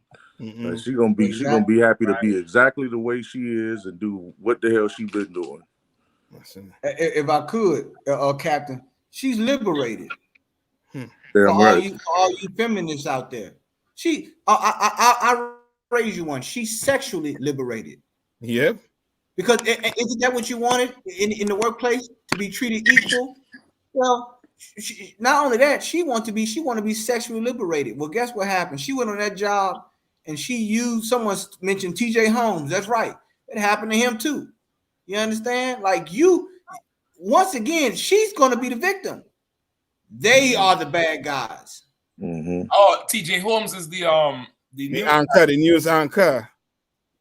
Okay, okay. Right. These brothers, they have a deviancy that you can't help. No. Because that T.J. Holmes, he went and get some old exotic heathen to please his mind. Like these 12 tribes, these sisters from these 12 tribes, you sisters from the ghetto, from the barrios and the reservations, you too boring for these cats. You too boring. They need to go have wild sex with this. And you sisters, don't be simple. Don't be thinking wild sex is something exciting. That's that shit that the ball is in your mouth and everybody is playing with you. That's not the thing, the exciting sweep you off your feet type thing you thinking about. They have a problem. That T.J. Holmes, his ex, the one he left for this white girl, is some heathen from the Philippines or something. She looked like a sister. She have a look like a sister, but it's not a sister. Same thing with that damn Kanye West. You see, they say he went and married some old white girl in a secret ceremony that looked just like Kim Kardashian. Like they have a deviancy that you cannot help, and that's another form of addiction, right? Even these them officers who was there, who down with her, Like, look at this. Like, especially this the K9 one. He looked like one of them old, 6'4", super college athlete ass Negroes. The two of them really.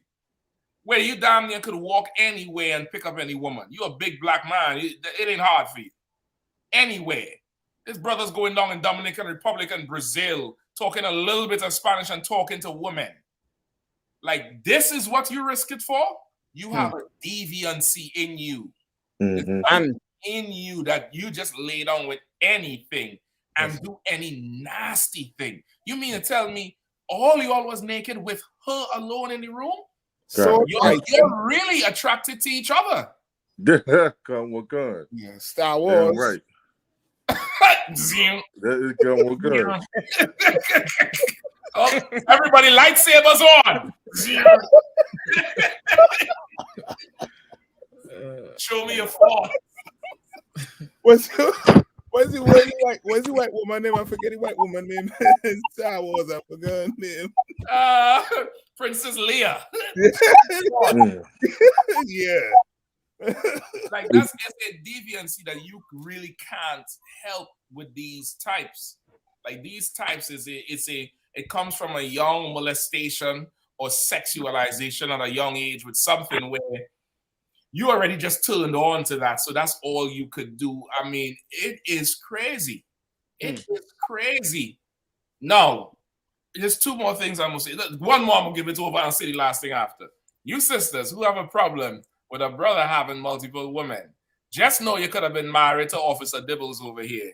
That thing that he sticks in you into this nasty woman here. Yuck. And who knows what they're doing in that room. Who knows if it's feces involved, if it's animals involved, all drugs, some sort of the husband sitting there watching, then he coming home and kissing you with the same mouth. Hey, Kat, I believe there's drugs involved in this. She did work at Walgreens. So she got the plug. She got the connect. I believe drugs involved in this. Hey, so like it, Cap, the K9s was involved with that too. I believe the K9s and the felines. All the nine. Yeah, they have a thing. They call that a cuckold with them box head, these box head devils right here. That's the word I was trying to remember. Where he got turned on by giving her over to these, in his mind, animals as they ravish his wife. And Cap, and see, the thing is, she can write a book now. She can, get a lifetime movie deal off of this.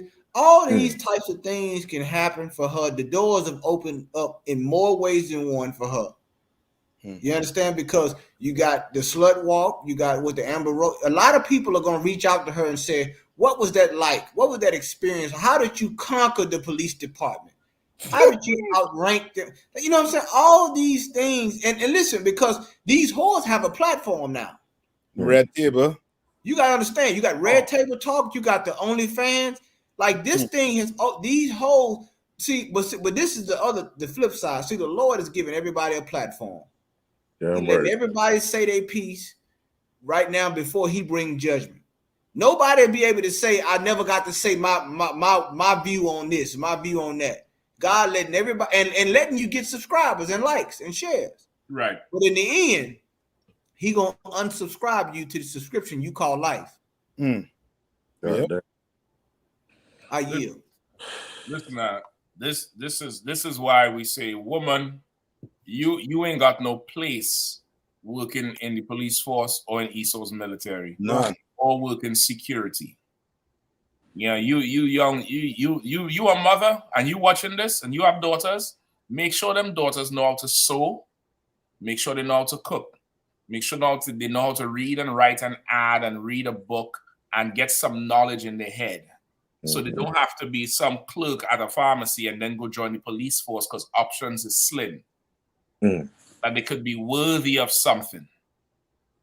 That they could be virtuous and not this daughter of Babylon. That's right. The whore that sits on many waters. Right. Is a reason the Statue of Liberty is a white woman. That's right. There's a reason. They didn't make her no other race. And they call it the Statue of Liberty and placed her right on the water. John the Revelator saw it long ago.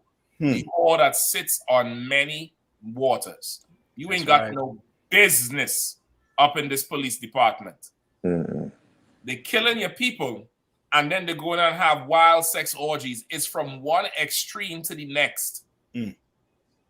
It's a violent, unhealthy type of place that's just absolutely ridiculous, man. And you imagine you a whole sergeant, and you get pulled in by a rookie. Come on, man. Cap, you know what, man? Oh man, this is why the truth is so therapeutic for all the brothers that's going through a lot of stuff and sisters, man. But what Captain Mashaka brought out is definitely so right, and it's what our women need to take heed to. It's certain environments a woman should not be in. Right. Especially the environment where you have where there's life and death involved, with it, you know what I'm saying, military, any police, anything that's dealing with around a whole bunch of men, you shouldn't be there. There's a place for a woman. You understand? And I know a lot of you women out there that's in the police force, you're gonna get hate mail, gonna get some backlash and all this. But you all know of stories like this. All of you do. All of you know that some women who came in who wanted to get promoted or wanted to get an easy shift that night, what she did with the sergeant or with the watch commander or whatever. This is what goes on. And it's going to call for a broader conversation about these things now. What really goes on in these police departments, because they're filled with scandals. Right. And again, you think she only had sex with these 4 men? Is that what you think? You think the mailman didn't hit it? You think that the police chief didn't get some of this? The guy in the forensics. Right, the forensic, the dispatcher. You think that it just stopped it? No, whoredom, it doesn't stop. The Bible says if you don't get rid of it, the land will follow the whoredom. So how much more so a whole police department?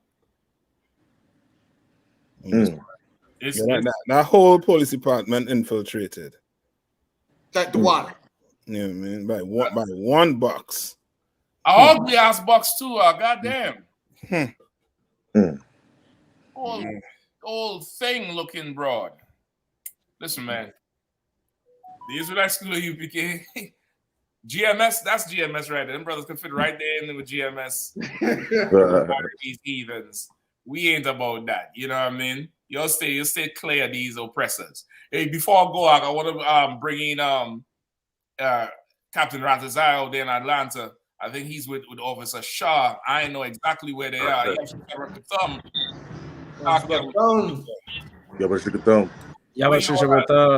Ratazai, you can hear us? Shalom, y'all about some fucking thumb.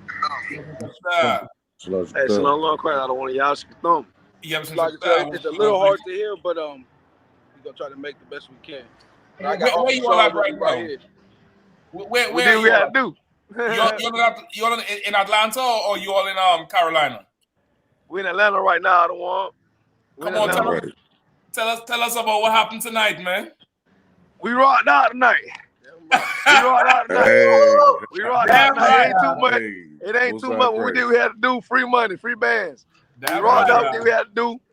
You know what I'm saying? Like the guy that won the last contest for $25,000, he had his crew in there, so they won first and second. I came in third place. Listen, man. They all give it up, man. Officer Shaw went down there.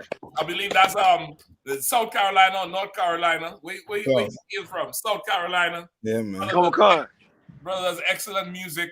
The brothers out there in Atlanta went out there, support the brother, man. He went into the competition. And, you know, it take biasness to beat you. You know what I mean? It's damn near like they got together in their brotherhood to beat us. You know what I mean? I don't want we brought them together, child. It wasn't for us to be fighting each other. We came in that bit. So lock it. We came in that bit, rock that thing out. I'm talking about we got footage on deck. You know what I'm talking about? Footage on deck that's coming soon, real soon. I'm talking about we putting the field of Most High and demons, and we completed that mission. It's to the point they were hating on us when we did the GEN.YAHANNA. When we did the GEN.YAHANNA, they ain't want to hear that. They ain't want to hear that because it's too. Even the announcer said, "Well, look, it's too masculine. is too army like. You gotta relax on that just now before you get disqualified. Like they ain't want to hear us being masculine. Y'all was effing up but the we high. had it. We had to do out of war. Y'all was effing up the high. Y'all was messing up that weed that in the system, man. That's what the hell was going on. Yeah, damn right. You know what I mean? But listen, congratulations again. Come. You know what I mean? The water for taking the time out to come and let everybody know what you do. The water again, Captain Ramsey going out there, support the brother, and keep pushing it out. Keep pushing it out. That's it. You know what I mean? Most definitely. We got some more coming up. We got Columbia, South Carolina coming up on the 25th. We're gonna do it again with this SC crew, and we're gonna come back to the A sooner or later. Most High in Christ, y'all be safe out there, man. Be dangerous out there, man. Let them know, man. Y'all be sure thumb.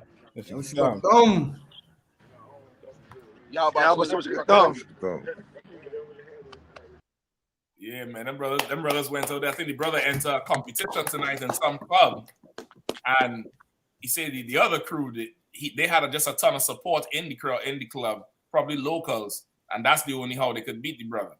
Yeah, man. He came into the place. He got some cash. He gonna pay his tithes with that. He ain't gonna go get high with it. He gonna put that thing back into his nation, and he gonna go on the streets and call the oppressor the devil. The Bible speaks. Damn right. That's right. That's a lot, Cap. Where you learn how to do this shit. Go ahead. Yeah, it's so heavy, man. Like I said, to see brothers like that, man. That's what we talk about. Brothers that got a talent and a gift and come into the school and use that gift for the Lord. It's just like Paul. Paul didn't stop what Paul ambition and things that he had. He came in and he used it for the Lord, for the Lord's work. Mm-hmm. Like you got brothers and sisters that got many different gifts, man. And you can come in, and the Lord gonna add more gifts to you. Come in and use to bring that into this house. Yeah, you understand? They ain't seen nothing yet. Like I said, I might want to get my DJ Clue on, just put the echo and let me talk on that. Look, I just do the intro and say, come on, man.